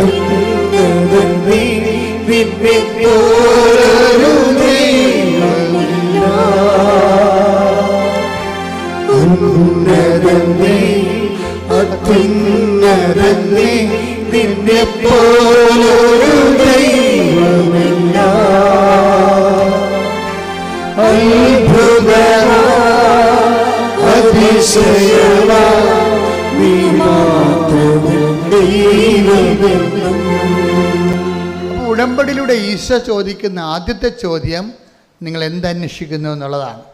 ഉടമ്പടിയുടെ ഈശോ ചോദിക്കുന്ന രണ്ടാമത്തെ ചോദ്യം നിങ്ങൾ ആരെ അന്വേഷിക്കുന്നതാണ്. അപ്പോൾ ബുദ്ധിയുള്ള മനുഷ്യ, ദൈവവേദലെ നീ മനസ്സിലാക്കണം, ക്യാഷ് ആൻഡ് കൈൻഡ് ആയിട്ടുള്ളൊരു കാലം കഴിയുമ്പോൾ പിന്നീട് നീ അതിലൂടെ കർത്താവിനെ അന്വേഷിക്കാൻ വേണ്ടി ദൈവം ആഗ്രഹിക്കുന്നു. ശ്രദ്ധിക്കട്ടെ.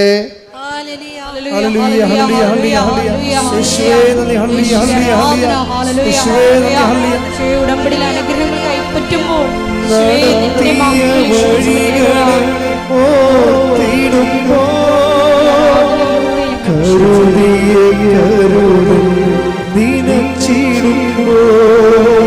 നടത്തിയ വഴികളെ കരുതിയ കരുതൽ ദിനച്ചിടുമ്പോ. പരിശുദ്ധ പരമദിവ്യകാരുണ്യത്തിന് ആരാധനയും സ്തുതിയും പുകഴ്ചയും. ഇപ്പൊ ഈശോ പരിശുദ്ധാത്മാവ് നമ്മളെ നയിച്ചുകൊണ്ടിരിക്കുന്നത് എന്താണ്? ഉടമ്പടിയുടെ ഏറ്റവും അടിസ്ഥാനം എന്താണ്? ദൈവത്തിൻ്റെ വാഗ്ദാനങ്ങളാണ് ഉടമ്പടിയുടെ അടിസ്ഥാനം. ഈ വാഗ്ദാനങ്ങളിൽ വെച്ച് ഏറ്റവും ഗ്രേഡഡ് ആയിട്ടുള്ള വാഗ്ദാനം എന്താണ്? ആദ്യത്തെ 10 റാങ്കിലുള്ള ഇതിൻ്റെ വാഗ്ദാനം എന്താണ്? ടോപ്പ് റാങ്കിലുള്ള വാഗ്ദാനം എന്താണ്? അത് പ്രസൻസാണ്. എന്താണ്? ദൈവത്തിൻ്റെ സാന്നിധ്യം. അതാണ്. അപ്പോൾ നമ്മൾ ഉടമ്പടിയിൽ നമ്മൾ അടിസ്ഥാനപ്പെടുത്തുന്നത് എന്തിനു വേണ്ടിയാണ്? ദൈവത്തിൻ്റെ സാന്നിധ്യത്തിന് വേണ്ടി. എൻ്റെ മക്കൾ, ദൈവത്തിൻ്റെ സാന്നിധ്യത്തിന് എന്താണ്? നിങ്ങൾ എന്നെ, അതാണ് 14:23 വായിച്ചത് അല്ലേ? ഇതാണ്, നിങ്ങൾ എന്നെ സ്നേഹിക്കുന്നെങ്കിൽ എൻ്റെ കൽപ്പന പാലിക്കും, അപ്പോൾ എൻ്റെ പിതാവ് നിങ്ങളെ സ്നേഹിക്കുകയും ഞങ്ങൾ വന്ന് നിങ്ങളിൽ വാസമുറപ്പിക്കുകയും ചെയ്യും. അപ്പോൾ ഈ സാന്നിധ്യത്തിൻ്റെ സാധ്യത സ്നേഹത്തോടെ അവൻ പറയണ പോലെ ചെയ്താൽ സാന്നിധ്യം ഉറപ്പാണ്. ഒന്ന് പറഞ്ഞേ, ദൈവസ്നേഹത്തോടെ അവൻ പറയണ പോലെ ചെയ്താൽ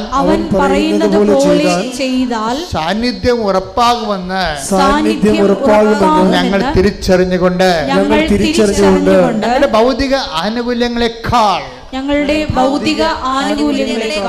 അങ്ങയുടെ ആത്യന്തിക വാഗ്ദാനമായ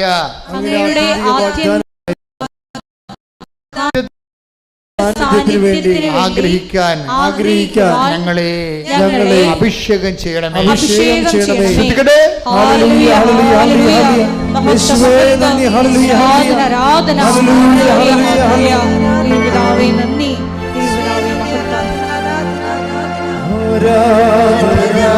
കൈവീശിക്കൊണ്ട്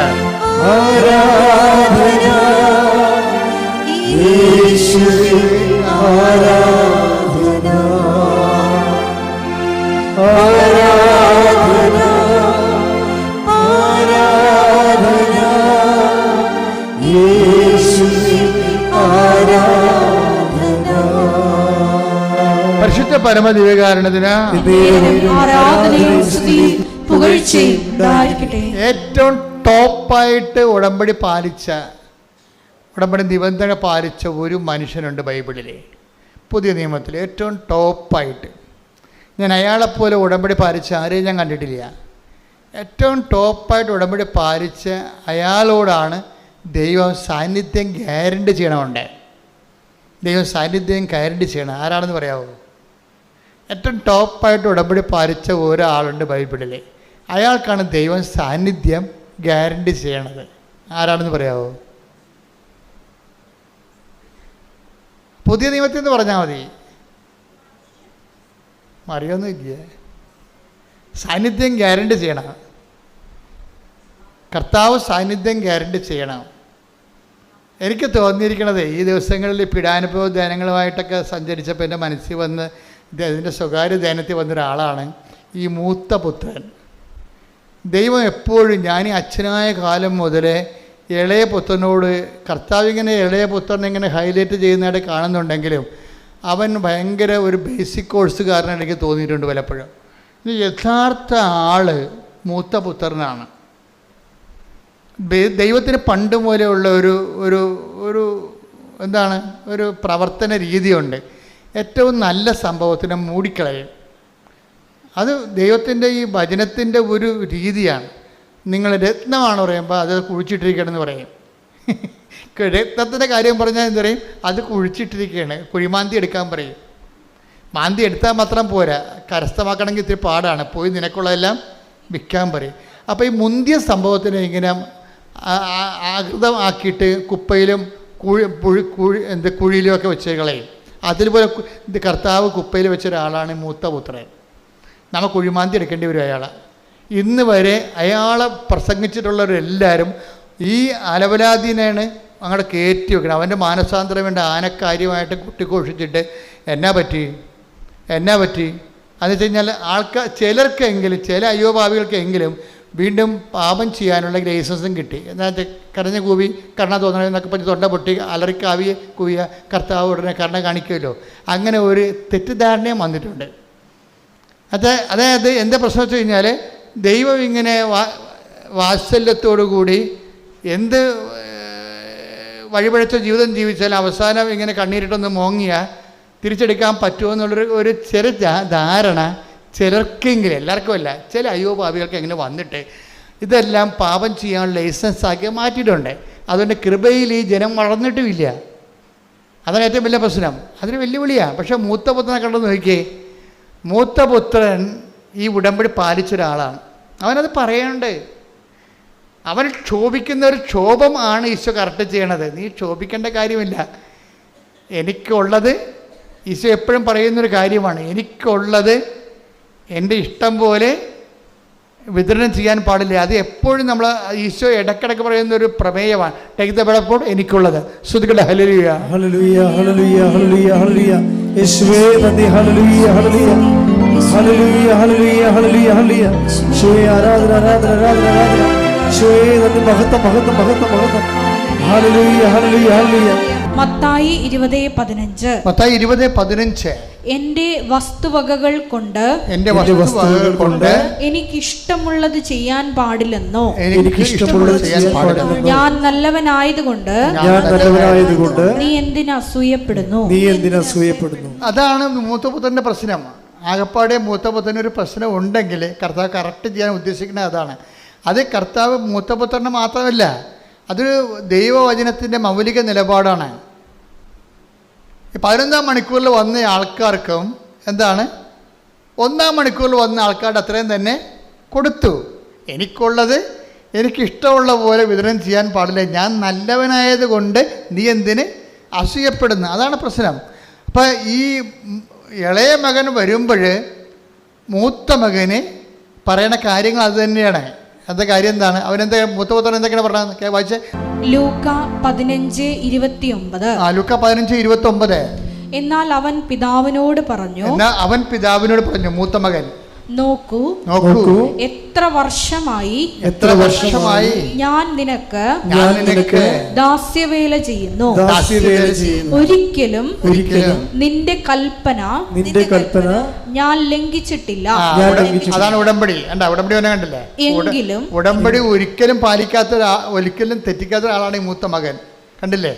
അയാളെ പറയണ്ട. ആ വചനമാണ് ഉടമ്പടിയുടെ വചനം. എന്താ പറഞ്ഞു? ഒന്ന് വായിച്ചേ. ഒരിക്കലും. അപ്പൊ ഇതിന് എത്ര നമ്പറാണ്?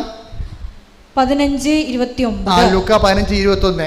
എന്താണ്? ഒരിക്കലും നിന്റെ കൽപ്പന, നിന്റെ ഉടമ്പടി ഞാൻ ലംഘിച്ചിട്ടില്ല.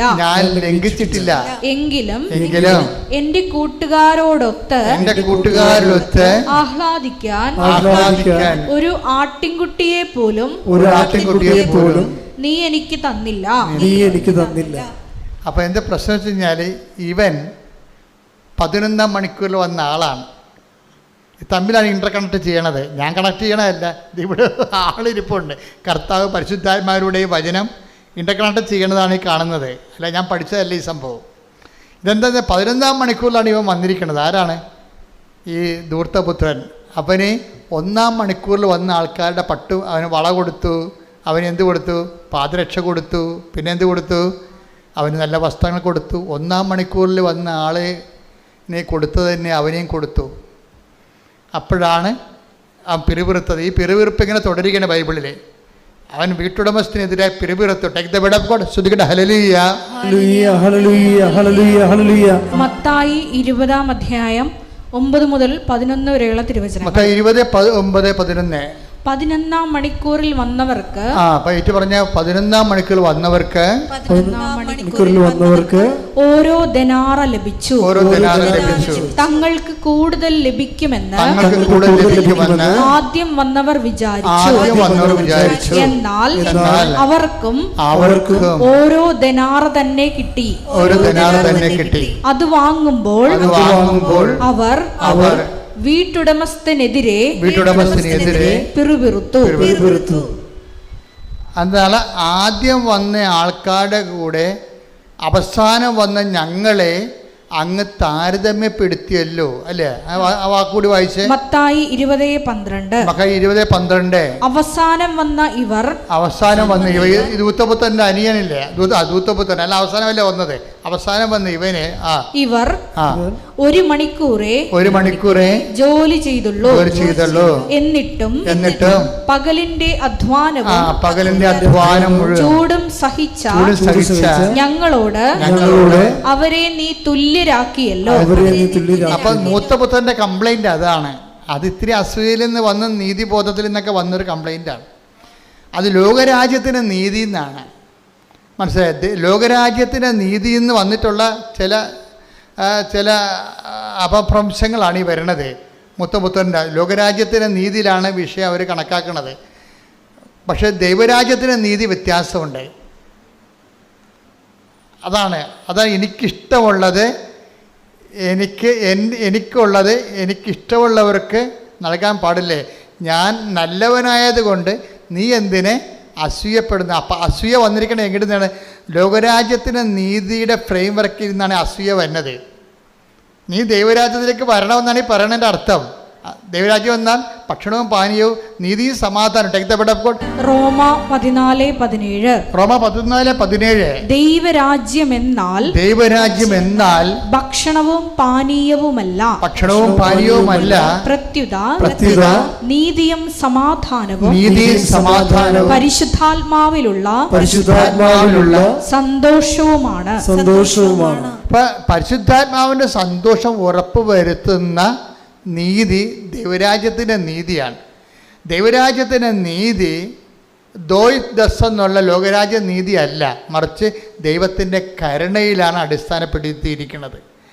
അപ്പോൾ ധൂർത്തപുത്രന് കിട്ടിയിരിക്കുന്നത് ദൈവത്തിൻ്റെ കരുണയാണ് കിട്ടിയിരിക്കുന്നത്. അവിടെ കിട്ടിയിരിക്കുന്നത് എന്താണ്? ആ 1 താലന്താണ് ലഭിച്ചത്. അവന് ആ 1 താലന്ത് അവനെ കൊടുത്തു, അത്രേ ഉള്ളൂ. അത് ദൈവത്തിൻ്റെ കരുണയുടെ ഭാഗമാണ്. അപ്പം ദൈവത്തിൻ്റെ കരുണയിൽ നിനക്ക് ഇടമുണ്ടെന്നാണ് ഈ പറഞ്ഞു വെക്കുന്നതിൻ്റെ കാരണം. നിൻ്റെ അവസ്ഥ എത്ര മോശമായാലും, നിൻ്റെ പാപകരമായ ജീവിത രീതികളായാലും നീ അനുദപിച്ചാൽ നിനക്ക് ദൈവരാജ്യത്തിലേക്ക് വരാൻ കഴിയും. പക്ഷേ ദൈവരാജ്യത്തിലേക്ക് വരാൻ കഴിയുമെന്ന് പറഞ്ഞാൽ ദൈവരാജ്യത്തിൽ പല സ്ഥലങ്ങളുണ്ട്. അതാണ് പ്രശ്നം. അതാണ് ഇവിടെ വിഷയം. ദൈവരാജ്യത്തിൽ നിന്ന് നീ ഒട്ടും അകലെയല്ല. ആ ഉപഗ്രഹം പോലെ വേണേൽ പോകാൻ പറ്റും. അത് ദൈവരാജ്യത്തിൻ്റെ അകത്ത് ചെറുതും വലുതുമുണ്ട്. അത് ഈ 2 വചനവും കർത്താവ് തന്നെ പറഞ്ഞ ദൈവരാജ്യത്തിൽ പ്രവേശിച്ചെന്നും പറഞ്ഞുകൊണ്ട് ആയത്തില്ല കാര്യങ്ങൾ. ദൈവരാജ്യത്തിന് അകലെയല്ല. Take the word of God. Markose 12:34. Pathros 12:34. അവൻ ബുദ്ധിപൂർവം മറുപടി പറഞ്ഞു എന്ന് മനസ്സിലാക്കി. അവൻ ബുദ്ധിപൂർവം മറുപടി പറഞ്ഞു എന്ന് മനസ്സിലാക്കി. യേശു പറഞ്ഞു, നീ ദൈവരാജ്യത്തിൽ നിന്ന് അകലെയല്ല. അപ്പൊ ദൈവരാജ്യത്തിലാണെന്ന് പറഞ്ഞിട്ടില്ല, അതാണ് പ്രശ്നം. അവൻ എന്താണ് ബുദ്ധിപൂർവം പറഞ്ഞ മറുപടി എന്താ? അവന് ബുദ്ധിയുണ്ട്. അവൻ പറഞ്ഞ മറുപടി എന്താ? ബുദ്ധിപൂർവം വേണമെങ്കിൽ നിങ്ങൾക്ക് ഉടമ്പടി പാലിക്കാം, ഞാൻ പറയണ പോലെയൊക്കെ നിങ്ങൾ കൃത്യമായിട്ട് ചെയ്യാൻ പറ്റും. പക്ഷേ ദൈവരാജ്യത്തെ പ്രവേശിക്കാൻ നിർബന്ധമില്ല. ആ ബുദ്ധിപൂർവ്വം നമുക്ക് ഇൻ്റലക്ച്വലായിട്ട് റീസണബിളായിട്ട് വിഷയമൊക്കെ എടുക്കാൻ പറ്റും.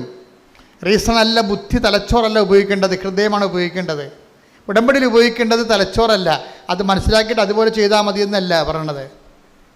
മറിച്ച് എന്താണ്, അതിനകത്ത് ഹൃദയമാണ് ഉപയോഗിക്കേണ്ടത്. ദൈവത്തെ സ്നേഹത്തിലാണ് ഇത് വർക്കൗട്ട് ചെയ്യണത്. ഒന്നൊരു വായിച്ചോളൂ. ശ്രുതികട ഹല്ലേലൂയ. അവൻ ബുദ്ധിപൂർവം മറുപടി പറഞ്ഞു എന്ന് മനസ്സിലാക്കി. അവൻ എന്ത് ബുദ്ധിപൂർവ്വമാണ് മറുപടി പറഞ്ഞത്? അവൻ്റെ മറുപടി എന്താന്ന് വായിച്ചേ? മർക്കോസ് 12:32 മുതലുള്ള തിരുവചനങ്ങൾ. മർക്കോസ് 12:32. നിയമജ്ഞൻ പറഞ്ഞു, ഗുരു അങ്ങ് പറഞ്ഞത് ശരി തന്നെ. അവിടുന്ന് ഏകനാണെന്നും അവിടുന്നല്ലാതെ മറ്റൊരു ദൈവമില്ലെന്നും അവിടുത്തെ പൂർണ്ണ ഹൃദയത്തോടും പൂർണ്ണ മനസ്സോടും പൂർണ്ണ ശക്തിയോടും കൂടെ സ്നേഹിക്കുന്നതും തന്നെ പോലെ തന്നെ അയൽക്കാരനെ സ്നേഹിക്കുന്നതും എല്ലാ ദഹന ബലികളെയും യാഗങ്ങളെയും കാൾ മഹനീയമാണെന്നും അങ്ങ് പറഞ്ഞത് സത്യമാണ്. അവൻ ബുദ്ധിപൂർവം മറുപടി പറഞ്ഞു എന്ന് മനസ്സിലാക്കി. യേശു പറഞ്ഞു, നീ ദൈവരാജ്യത്തിൽ നിന്ന് അകലെയല്ല. അപ്പൊ ഈ സംഭവം അക്കാഡമിക് ആയിട്ട് പഠിച്ച് ബുദ്ധിപൂർവ്വം മറുപടി പറയാൻ പറ്റും, സർട്ടിഫിക്കറ്റ് കിട്ടും. ദൈവരാജ്യ പ്രവേശിക്കുന്ന നിർബന്ധമില്ല. അതാണ് സംഭവം. ഈ ഞാൻ പറയുന്ന കാര്യങ്ങളെല്ലാം നിങ്ങൾക്കതെല്ലാം പഠിച്ച് ഇതെല്ലാം മനസ്സിലാക്കിയൊക്കെ വെക്കാൻ പറ്റും. പക്ഷേ ദൈവരാജ്യത്തിൽ പ്രവേശിക്കണമെന്ന് നിർബന്ധമില്ല. അകലെ അടുത്തൊക്കെ വരാൻ പറ്റും, അത്ര കലല്ലേ ഉള്ളു. ഇത് ബുദ്ധിപൂർവമായിട്ട് മനസ്സിലാക്കേണ്ട വിഷയമല്ല ബൈബിൾ എന്നുള്ള സൂചനയാണ് വരണത്. ബുദ്ധിപൂർവമായിട്ട് അക്കാഡമിക്കലായിട്ട് മനസ്സിലാക്കേണ്ട കാര്യങ്ങളല്ല ഇത്. അക്കാഡമിക്കായിട്ട് മനസ്സിലാക്കിയിട്ട് നമുക്ക് കയ്യും കെട്ടി ഇരുന്നാൽ ദൈവരാജ്യത്തിനകത്ത് കയറാൻ പറ്റത്തില്ല. പക്ഷേ എന്താണ് പിന്നെ എങ്ങനെ അകത്ത് കയറണത്? ഈ കൽപ്പന എത്രയും ചെറുതായാലും ശരി, മത്തായി 5:19 ഈ പ്രമാണങ്ങളിൽ ഏറ്റവും നിസ്സാരമായ ഒന്ന് ലംഘിക്കുകയോ ലംഘിക്കാൻ മറ്റുള്ളവരെ പഠിപ്പിക്കുകയോ ചെയ്യുന്നവൻ സ്വർഗരാജ്യത്തിൽ ചെറിയവനെന്ന് വിളിക്കപ്പെടും. അകലെ എന്നാ പറഞ്ഞത്.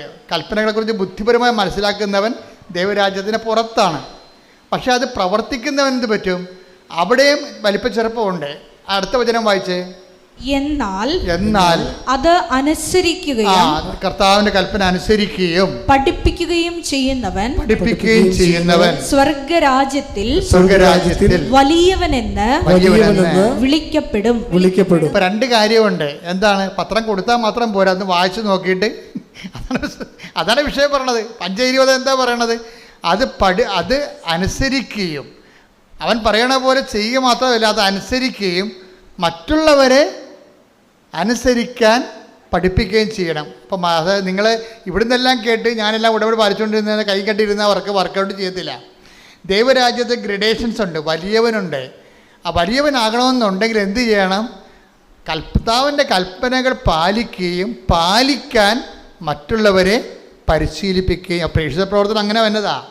ഉടമ്പടിയിൽ എന്തുകൊണ്ടാണ് നിങ്ങൾ വലിയ സാക്ഷ്യങ്ങൾ പറയുന്നതിൻ്റെ കാരണം അതിന് 2 ഹെഡും ആൾക്കാർ കൈകാര്യം ചെയ്യുന്നുണ്ട്.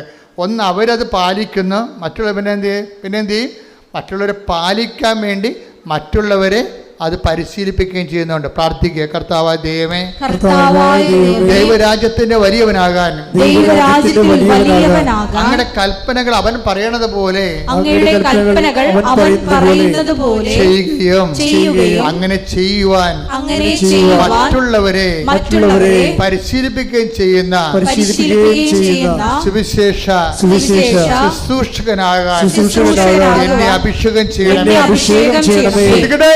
ഹല്ലേലൂയ ഹല്ലേലൂയ ഹല്ലേലൂയ യേശുവേ നന്ദി ഹല്ലേലൂയ ഹല്ലേലൂയ ഹല്ലേലൂയ ഹല്ലേലൂയ ഹല്ലേലൂയ മഹത്വം മഹത്വം ദൈവമേ ഇന്നേയുള്ളിൽ വസിക്കാൻ വരണേ ദൈവമേ വരണേ ഇന്നേയുള്ളിൽ വസിക്കാൻ വരണേ ദാഹിച്ചു നിന്നെ ഞാൻ തേടുന്നു സ്വർഗ്ഗം തോറും ഇറങ്ങി നീ വരണേ ദാഹിച്ചു നിന്നെ ഞാൻ തേടുന്നു സ്വർഗ്ഗം തോറും ഇറങ്ങി നീ വരണേ ദൈവമേ വരണേ ഇന്നേയുള്ളിൽ വസിക്കാൻ വരണേ. ഈ ലോകരാജ്യത്തിൽ നിന്നുണ്ടായിട്ടുള്ള താരതമ്യത്തിൻ്റെ ഒരു അസൂയ ഉണ്ടല്ല, അത് ഈ ധൂർത്തപുത്രനൊന്ന് ക്ലീൻ ചെയ്യണമെന്നുണ്ടെങ്കിൽ ഇവൻ ദൈവരാജ്യത്തിലെ വലിയവനാകും. ധൂർത്തപുത്രൻ മൂത്തമകൻ്റെ പ്രശ്നം അതാണ്. ഈ ലോകരാജ്യത്തിൻ്റെ ഒരു മുഴക്കോല് വെച്ചിട്ടുണ്ടാണ് ഈ ഇളയവൻ തിരിച്ചു വന്നപ്പോൾ അപ്പൻ അവന് വേണ്ടി കൊടുത്ത കാളക്കുട്ടിയെ കൊന്നപ്പോൾ ഇവന് സങ്കടം വന്നത്. അത് ലോകരാജ്യം, അവൻ പഠിച്ചു വെച്ച ലോകരാജ്യത്തിൻ്റെ രീതിയാണ്. പക്ഷെ അപ്പൻ പുറത്തേക്ക് വന്നിട്ട് അവനോട് സാഷ്ടാംഗം പറയുന്നുണ്ട്.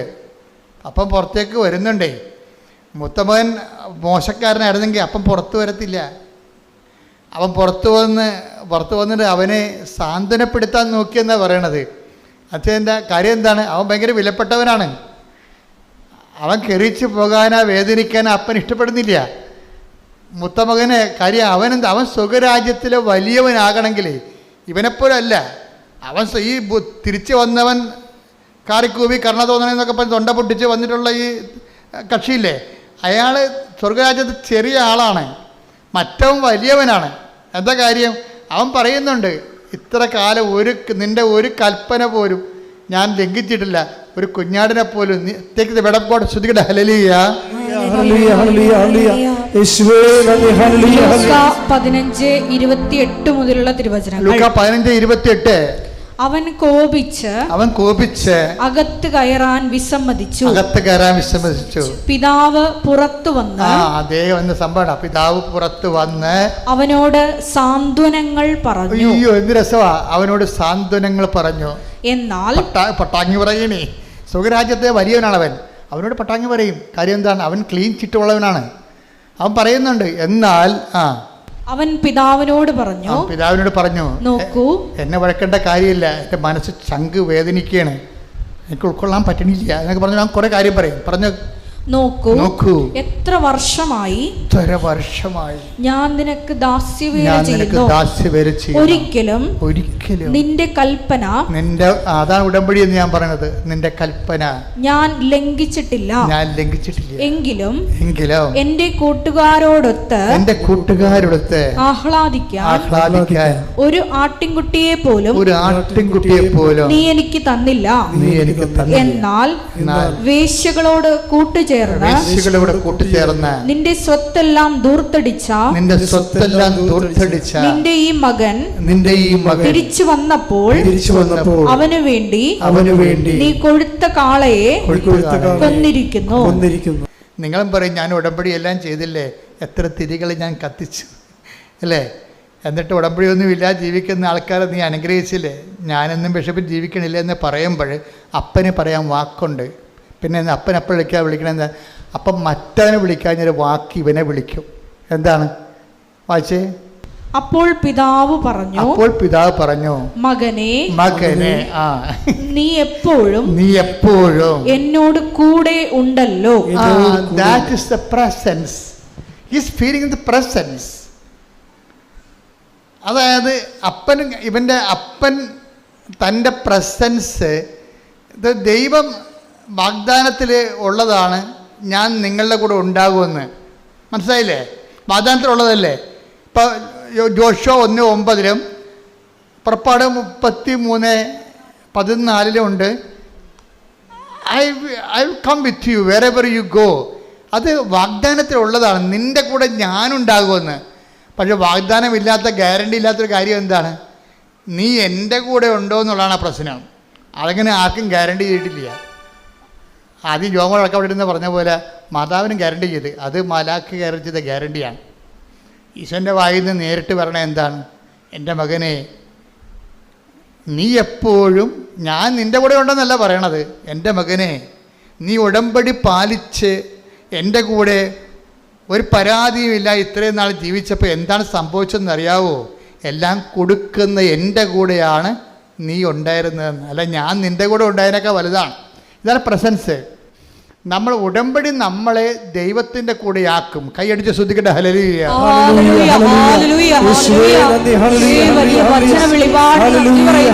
കൽപ്പനകൾ പാലിച്ച് അവിടത്തോടൊത്ത് വസിക്കുവാൻ ഈ ആരാധനയിലൂടെ ഞങ്ങളെ തിരഞ്ഞെടുത്ത് അഭിഷേകം ചെയ്യണമേ. മഹത്വം മഹത്വം. ആരാധന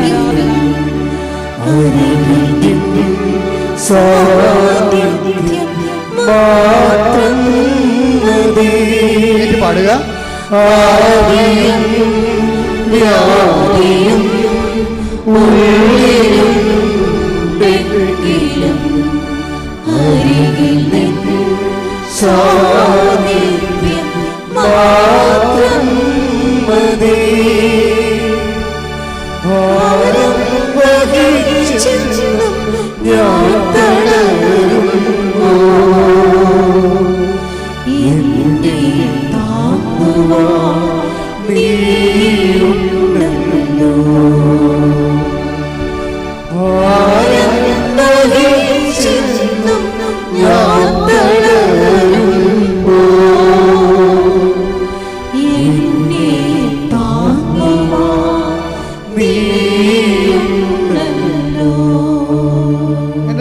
ഇപ്പോൾ പരിശുദ്ധാത്മാവ് അച്ഛനിലൂടെ എന്താ പറയണത്?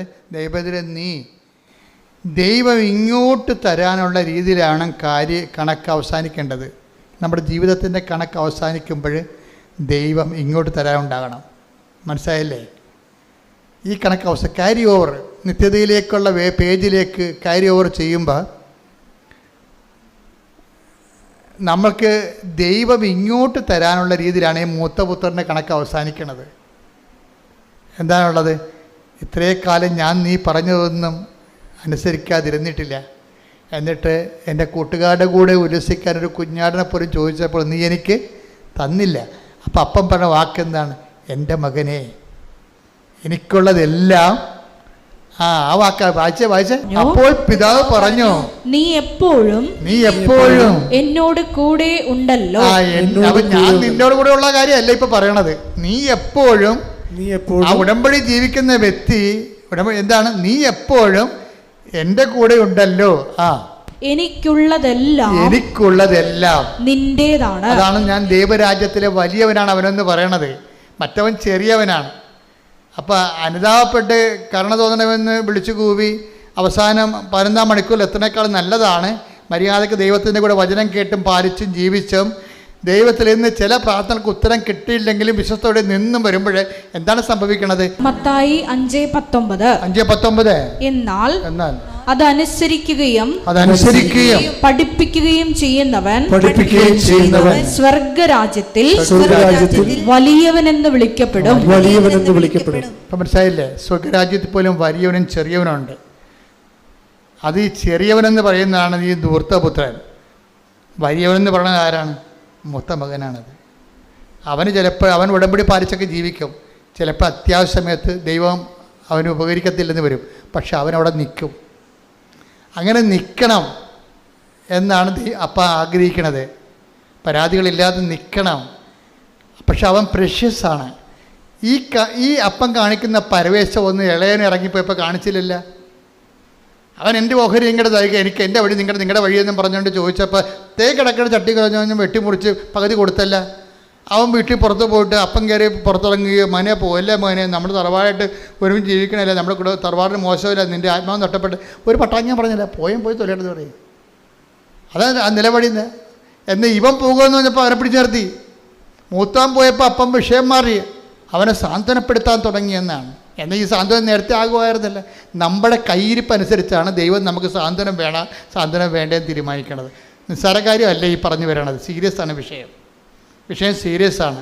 നിങ്ങൾക്ക് പാപം ചെയ്യാൻ 1 by 1 ആയിട്ട് ദൈവം അനുവദിക്കുന്നുണ്ടെങ്കിൽ നിങ്ങൾക്കൊന്നും സംഭവിച്ചത് നിങ്ങൾ പറയരുത്. നിങ്ങൾക്ക് സംഭവിക്കാനുള്ള എല്ലാം സംഭവിച്ചു കഴിഞ്ഞു. എന്താ? നിങ്ങൾക്ക് നഷ്ടപ്പെട്ട ദൈവത്തിൻ്റെ രാജ്യമാണ്. എനിക്കുള്ളതെല്ലാം ലോകത്തുള്ളതെല്ലാം നിനക്ക് കിട്ടി, പക്ഷേ എനിക്കുള്ളതെല്ലാം അത് ഇവന് ചെരുപ്പ് മോതിരമൊക്കെ കിട്ടുന്നതെല്ലാം പറഞ്ഞിട്ട് കാര്യമില്ല. അവസാന പ്രമാണത്തിൽ എഴുതി വെച്ചിട്ടുണ്ട്. ആദ്യം വന്നവന് ചെരുപ്പ്, മോതിരം, ഇളയ മകൻ തിരിച്ചു വന്നിട്ടുണ്ട്, അവന് ചെരുപ്പ് കൊടുക്കണം, അവന് മോതിരം കൊടുക്കണം, വസ്ത്രം കൊടുക്കണം. താഴെ അപ്പം എഴുതി വെച്ചിരിക്കണം ബാക്കിയുള്ളതെല്ലാം എൻ്റെ മൂത്തവന് കൊടുക്കണമെന്ന്. എനിക്കുള്ളതെല്ലാം ആ പ്രമാണം അവസാനിക്കണം. അങ്ങനെയാണ്. കർത്താവിൻ്റെ കഥയിലൊന്നും മിസ്റ്റേക്കില്ല. നമ്മൾ മനസ്സിലാക്കിയതിലാണ് മിസ്റ്റേക്ക്. കർത്താവിൻ്റെ പ്രമാണം ഇതെല്ലാം, ഈ മോതിരവും ചെരുപ്പും എല്ലാം ആദ്യം എഴുതിയപ്പോൾ നമ്മൾ ഓർത്തതെല്ലാം അവൻ്റെ കട. പക്ഷെ പ്രമാണം അവസാനിക്കുമ്പോൾ പറയും എനിക്കുള്ളതെല്ലാം നിനക്കുള്ളതാണ്. അതെഴുതി അപ്പൻ ഒപ്പിട്ട് കളയും, തീർന്നു. മറ്റവൻ ഞൊട്ടി. അപ്പം ആവശ്യമില്ലാത്ത അഭ്യാസം കാണിച്ച് പിന്നീട് ദൈവത്തിൻ്റെ കരുണയ്ക്ക് വേണ്ടി ആർത്ത് വിളിച്ച് തിരിച്ചു വരണം. അങ്ങനെ സീനുണ്ടാക്കുന്നതിനേക്കാൾ നല്ലത് നമ്മളൊക്കെ ദൈവത്തിന് വല്ല പ്രാർത്ഥന അധികം കേൾക്കണില്ല എന്നുണ്ടെങ്കിലും ദൈവത്തിൻ്റെ സ്നേഹത്തിൻ്റെ കൂടെയാണ് നമ്മളെന്നുള്ള ബോധത്തിൽ നിൽക്കുന്ന കരുത്തുള്ള ഒരു സുവിശേഷ വ്യക്തിത്വമുണ്ട്. അതാണ് ഉടമ്പടി അവസാനം ലക്ഷ്യം വെക്കുന്നത്. കൈയടിച്ച് ശ്രദ്ധിക്കട്ടെ. ഹല്ലേലൂയ.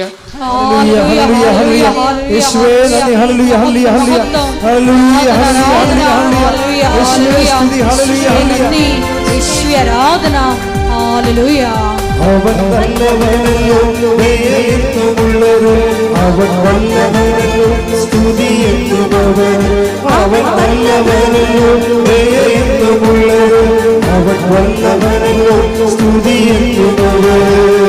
ഭൂവാസികളെ കർത്താവിനെ സ്തുതിപ്പിൻ, ഭൂവാസികളെ കർത്താവിനെ സ്തുതിപ്പിൻ.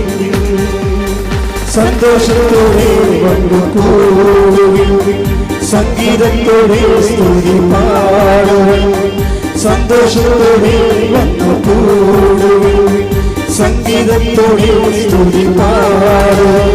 അവൻ നല്ലവനല്ലോ, ദയയെന്നുമുള്ളത് അവൻ വല്ലവനല്ലോ, സ്തുതിയെന്നുമവൻ അവൻ നല്ലവനല്ലോ, ദയയെന്നുമുള്ളത് അവൻ വല്ലവനല്ലോ, സ്തുതിയെന്നുമവൻ. പരിശുദ്ധ പരമ ദിവ്യകാരുണ്യത്തിന് എന്നേരവും ആരാധനയും സ്തുതിയും പുകഴ്ചയും ഉണ്ടാകട്ടെ. എല്ലാവരും എഴുന്നേൽക്കുക.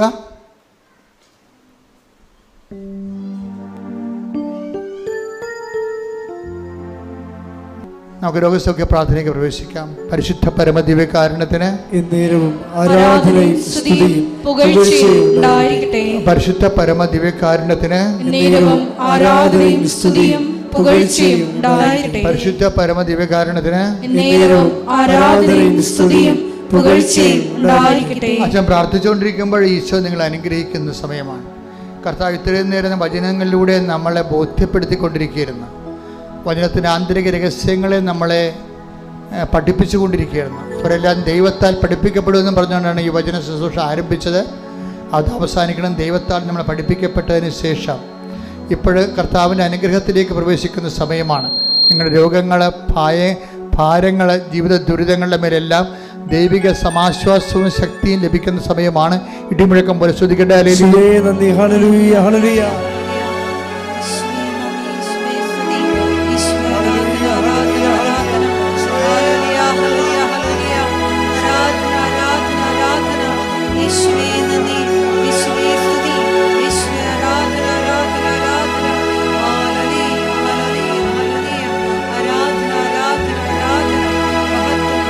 കർത്താവ് നിന്റെ ഉന്നതമായ നാമത്തിന് സ്വസ്ഥം ചെയ്യുന്നു.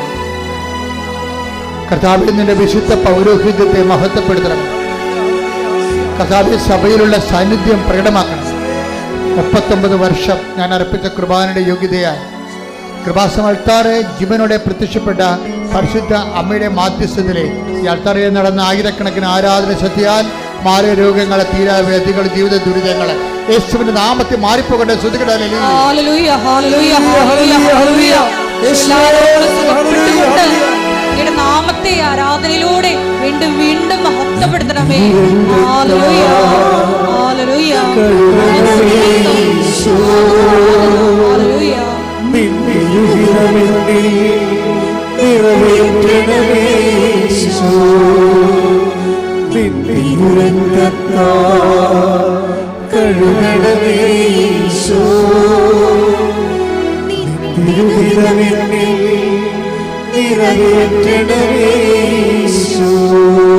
പരിശുദ്ധ പരമദിവ്യകാരുണ്യത്തിന് ആരാധനയും സ്തുതിയും പുകഴ്ചയും ഉണ്ടായിരിക്കട്ടെ.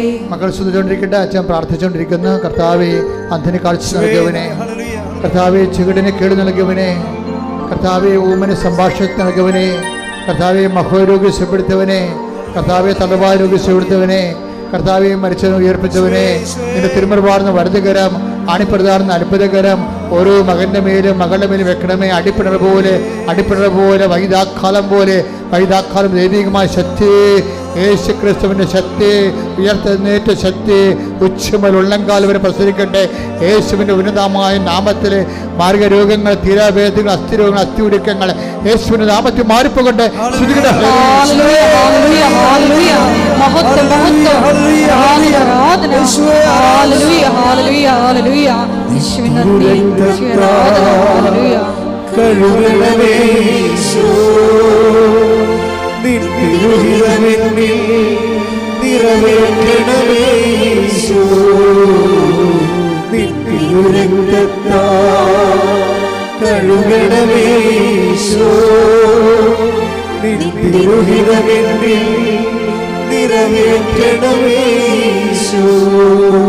പരിശുദ്ധ പരമദിവ്യകാരുണ്യത്തിന് ആരാധനയും സ്തുതിയും പുകഴ്ചയും ഉണ്ടായിരിക്കട്ടെ. എൻ്റെ മക്കളെ, പരീക്ഷയിലെ റിസൾട്ട് പ്രതീക്ഷിക്കുന്ന മക്കൾക്ക് വേണ്ടി പ്രാർത്ഥിക്കുകയാണ്. മക്കൾക്ക് വേണ്ടി മാത്രമല്ല, അവരുടെ ആശങ്കാകുലമായ മാതാപിതാക്കന്മാർക്ക് വേണ്ടിയും ആൾക്കാരെ പ്രാർത്ഥിക്കുന്നു. കാര്യം കുഞ്ഞുങ്ങളെ തോക്കുകയും അവർക്ക് മാർക്ക് കുറഞ്ഞു പോയാൽ തീർച്ചയായിട്ടും മാതാപിതാക്കന്മാരുടെ ചങ്ക് തകരും. അതുകൊണ്ട് അച്ഛൻ ഈ ദിവസങ്ങളെല്ലാം നിങ്ങൾക്ക് വേണ്ടി പ്രാർത്ഥിച്ചിട്ടുണ്ട്. മക്കൾക്ക് വേണ്ടി പ്രാർത്ഥിച്ചിട്ടുണ്ട്. റിസൾട്ട് പ്രതീക്ഷിക്കുന്ന മക്കളെ കർത്താവ് അങ്ങയുടെ തിരുസന്നിധി വീണ്ടും സമർപ്പിക്കുന്നു. കർത്താവ് ഹൈസ്കൂൾ മുതൽ കോളേജ് മുതൽ മെറിറ്റ് പരീക്ഷകൾ, യോഗ്യതാ പരീക്ഷകൾ, കോമ്പറ്റേറ്റീവ് എക്സാമിൻസ്, മത്സര പരീക്ഷകൾ എല്ലാം റിസൾട്ട് പ്രതീക്ഷിക്കുന്നവർക്ക് കർത്താവ് ഞെട്ടിപ്പിക്കുന്നു. നല്ല റിസൾട്ട് കിട്ടാൻ വേണ്ടി അങ്ങയുടെ തിരുസന്നിധി സമർപ്പിക്കുന്നു. കർത്താവ് അവരുടെ പരാധീനം പോരായ്മ പരിഹരിച്ചുകൊണ്ട് യേശു ക്രിസ്തുവിൻ്റെ ഉന്നതമായ നാമത്തിൽ അവർ ആഴമായി വിശ്വസിച്ചുകൊണ്ട് സുവിശേഷത്തിൻ്റെ ഒരു ജീവിതം, വിശ്വാസത്തിൻ്റെ സാക്ഷ്യ ജീവിതം തുടരാൻ വേണ്ടി അവരുടെ ഉദ്യമങ്ങളെ നീ ശക്തിപ്പെടുത്തണമെന്ന് പ്രാർത്ഥിക്കുന്നു. എൻ്റെ കർത്താവിൻ്റെ ഉന്നതമായ നാമത്തിൽ സഭയുടെ അധികാരത്തിൽ കുറിച്ചടയാൾ ദൈവശക്തിയാൽ വിജയത്തിൻ്റെ ദൈവം കർത്താവെ നിങ്ങളെ ശക്തിപ്പെടുത്തുകയും നിങ്ങൾ അനുഗ്രഹിക്കുകയും നിങ്ങൾക്ക് നല്ല റിസൾട്ട് ലഭിക്കുകയും ചെയ്യട്ടെ. ശ്രദ്ധിക്കട്ടെ. ഹല്ലേലൂയ, ഹല്ലേലൂയ, ഹല്ലേലൂയ, ഹല്ലേലൂയ.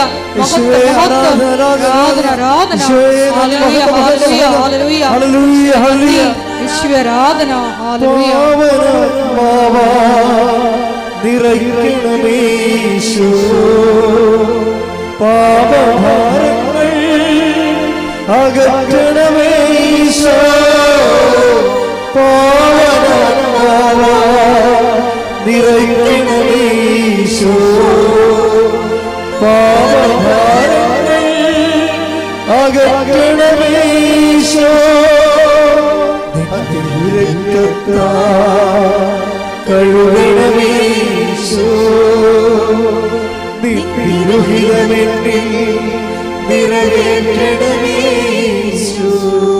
പ്രിയപ്പെട്ടവരെ, സ്വകാര്യമായ പ്രതിസന്ധി ഇരിക്കുന്നവരെയാണ് അച്ഛനിപ്പോൾ ഓർക്കുന്നത്. ചില വ്യക്തികൾ ചില വിഷയങ്ങളിൽ കുരുങ്ങിയിരിപ്പുണ്ടാകും. അവർക്ക് സഹിക്കാനാവാത്ത ചങ്കിനുവേദന അനുഭവിക്കുന്നവരുണ്ടാകും. അവരെ ഞാൻ ഇപ്പോഴേക്ക് അൾത്താരയിൽ സമർപ്പിക്കുന്നു.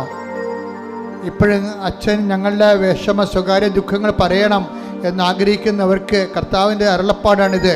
കർത്താവ് നിങ്ങളെ ആശ്വസിപ്പിക്കുന്ന നിങ്ങളുമായി ബന്ധപ്പെട്ട വിഷയങ്ങൾ, നിങ്ങൾക്ക് ദുഃഖവും ഭാരവും ഉണ്ടാക്കുന്ന ജനങ്ങളുടെ സംസാരങ്ങൾ, അതുപോലെ തന്നെ മറ്റ് കേസുകൾ, വഴക്കുകൾ, നിങ്ങൾക്കെതിരെ പതിയിരിക്കുന്നവർ, നിങ്ങളുടെ പ്രാണനെ തോൽപ്പിക്കാൻ നോക്കുന്നവരെ, നിങ്ങളുടെ ജീവിതത്തിൻ്റെ തകർച്ച ആഗ്രഹിക്കുന്നവരെ, നിങ്ങളെ പുറത്താക്കാൻ ഉദ്ദേശിക്കുന്നവരെ, നിങ്ങളുടെ ജോലി നഷ്ടപ്പെടുത്താൻ ഉദ്ദേശിക്കുന്നവരെ, നിങ്ങളുടെ ഭാഗധേയങ്ങളും ഓഹരികളും നശിപ്പിക്കാൻ ഉദ്ദേശിക്കുന്നവരെ, നിങ്ങൾക്കെതിരെ ഗ്രൂപ്പ് കൂടുന്നവരെ യേശു ക്രിസ്തുവിൻ്റെ ഉന്നതമായ നാമത്തിൽ കൃപാസമർത്താരെ ജീവനുടെ പ്രത്യക്ഷപ്പെട്ട പരിശുദ്ധ അമ്മയുടെ ശക്തിയാൽ യേശുവിൻ്റെ ഉന്നതമായ നാമത്തിൽ അമ്മയുടെ മധ്യസ്ഥത്തിൽ നിങ്ങൾക്കെതിരെയുള്ള നാരകീയ ശക്തികൾ യേശുവിൻ്റെ നാമത്തിൽ നിഗനിക്കപ്പെടട്ടെ.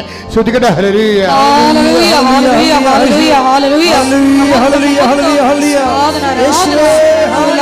ദുരിതങ്ങളെയും തടസ്സങ്ങളെയും ആരാധനയിലൂടെ എടുത്തു മാറ്റണമേ എന്ന് പ്രാർത്ഥിക്കുന്നു. പ്രത്യക്ഷീകരണത്തിന്റെ സാക്ഷികളായി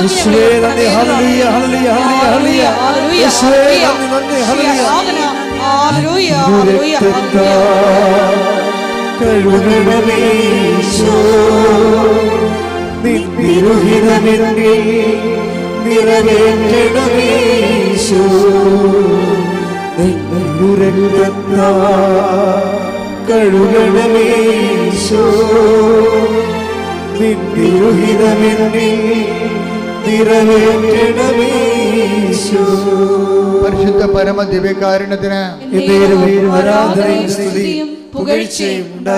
എൻ്റെ മക്കളെ, ഈ പ്രാർത്ഥനയെ കൂടാൻ വേണ്ടി നിങ്ങൾക്ക് കർത്താവ് നൽകിയ വിളിയാണ്, ദൈവവിളിയാണ്, ദൈവാനുഗ്രഹമാണ്. ഇപ്പോഴ് ആരാധനയിലെ അരികിൽ നിങ്ങൾക്ക് വേണ്ടി മധ്യസ്ഥം വഹിക്കാൻ ഞങ്ങൾ വൈദികരും സിസ്റ്റേഴ്സും ശുശ്രൂഷകരും ഉണ്ട്. നിങ്ങളിപ്പോൾ മൗനമായി നിങ്ങൾ എന്തിനു വേണ്ടിയാണ് ഈ ആലയത്തിൽ പ്രവേശിച്ചത്, അത് മാതാവിൻ്റെ മധ്യസ്ഥ ഈശോയ്ക്ക് സമർപ്പിക്കുക. മൗനമായി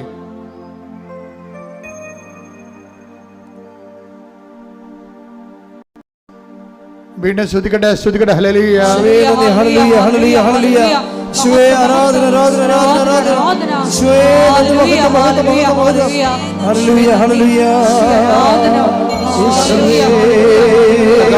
ഉന്നതമായ നാമത്തിന് സ്വസ്ഥം ചെയ്യുന്ന കർത്താവ്, രോഗപീഡിതരെ സംബന്ധിച്ച് പ്രാർത്ഥിക്കുന്ന ഈ ദിവസങ്ങളിലെ ഓപ്പറേഷന് വേണ്ടി ചീട്ട് കുറിച്ചവരെ സമർപ്പിച്ച് പ്രാർത്ഥിക്കുന്ന ആ ഓപ്പറേഷൻ വിജയകരമാകുവാനും കർത്താവ് അങ്ങ് വിചാരിച്ചാൽ ഓപ്പറേഷൻ വേണ്ടെന്ന് വെക്കാനും കഴിയും കർത്താവ്. അങ്ങനെ അനന്തമായ കാരുണ്യത്തിൽ ഞങ്ങൾ ആശ്രയിക്കുന്ന കർത്താവ്. ഓപ്പറേഷൻ തിയേറ്ററിൽ കർത്താവ് കൈകാര്യം ചെയ്യുന്ന ഡോക്ടർമാരും നഴ്സുമാരും ഉപയോഗിക്കുന്ന മരുന്നുകളെ എല്ലാ പ്രൊസീജിയറും പരിശുദ്ധ ദേവമാതാവിനെ ഏൽപ്പിച്ചുകൊണ്ട് ഉന്നതമായ ആരോഗ്യത്തോടെ അവർ തിരികെ വരുന്നതിനായി ഇടിമുഴക്കം പരിശോധിക്കട്ടെ.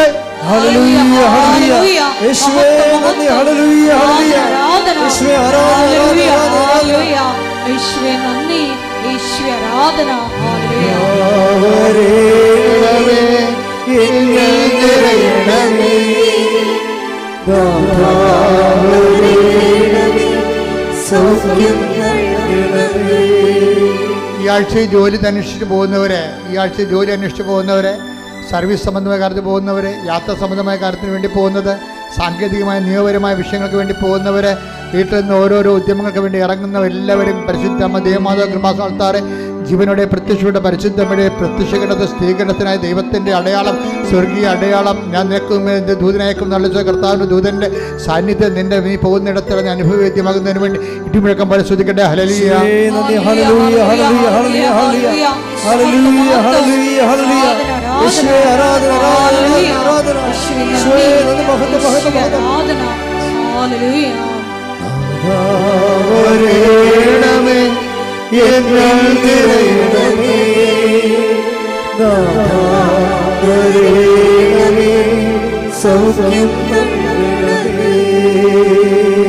മുട്ടയിൽ നിന്ന് മൗനമായി പ്രാർത്ഥിക്കുക.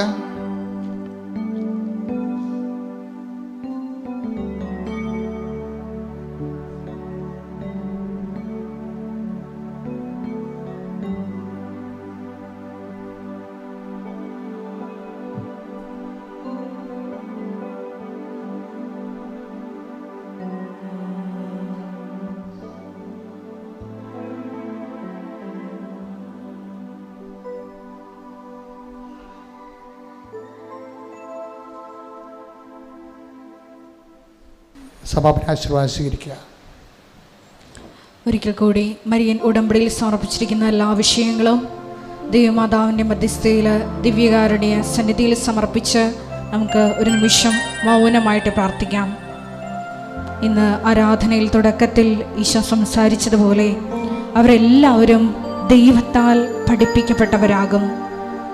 ഈശോയെ, മരിയൻ ഉടമ്പടിയിൽ നിന്നുകൊണ്ട് നിന്റെ വചനങ്ങൾ ശ്രവിച്ച് അത് പാലിച്ച് നടപ്പിൽ വരുത്തി നീ ഞങ്ങളോടൊത്ത് വസിക്കുവാനുള്ള നിന്റെ സാന്നിധ്യം എന്നും ഞങ്ങൾക്ക് അനുഭവവേദ്യമാകുവാനുള്ള വലിയ കൃപ നൽകണമേ എന്ന് പ്രാർത്ഥിക്കുന്നു. ഈശോയെ, നിന്റെ വചനങ്ങൾ മറ്റുള്ളവരെ പഠിപ്പിക്കുവാൻ ഉടമ്പടി പ്രേക്ഷിത പ്രവർത്തനങ്ങളിലൂടെ ഞങ്ങളെ തിരഞ്ഞെടുത്ത് അഭിഷേകം ചെയ്യണമേ എന്ന് പ്രാർത്ഥിക്കുന്നു. അതുവഴി ഞങ്ങളും സ്വർഗരാജ്യത്തിൽ വലിയവരാകുവാൻ ഈശോയെ ഞങ്ങളെ അഭിഷേകം ചെയ്യണമേ എന്ന് പ്രാർത്ഥിച്ചുകൊണ്ട് ദൈവസ്നേഹത്തോടെ ശിരസ്സ് നമിച്ച് നമുക്ക് ദിവ്യകാരുണ്യനാഥന്റെ ആശീർവാദം സ്വീകരിക്കാം.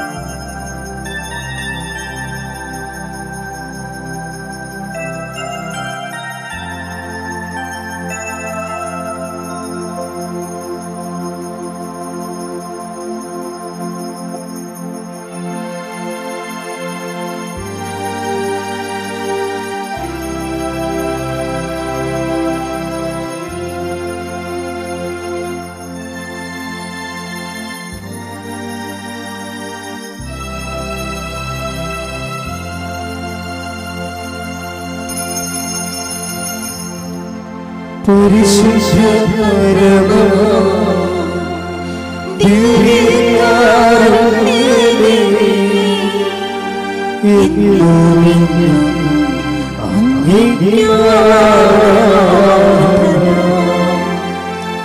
പരിശുദ്ധ പരമ ദിവ്യകാരുണ്യമേ,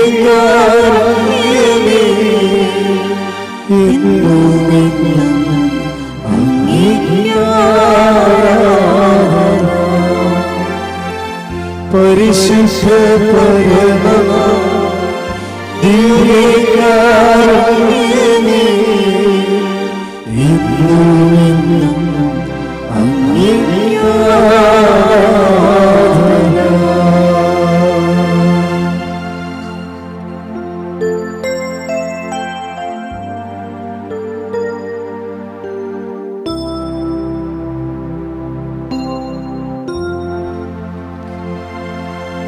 Ave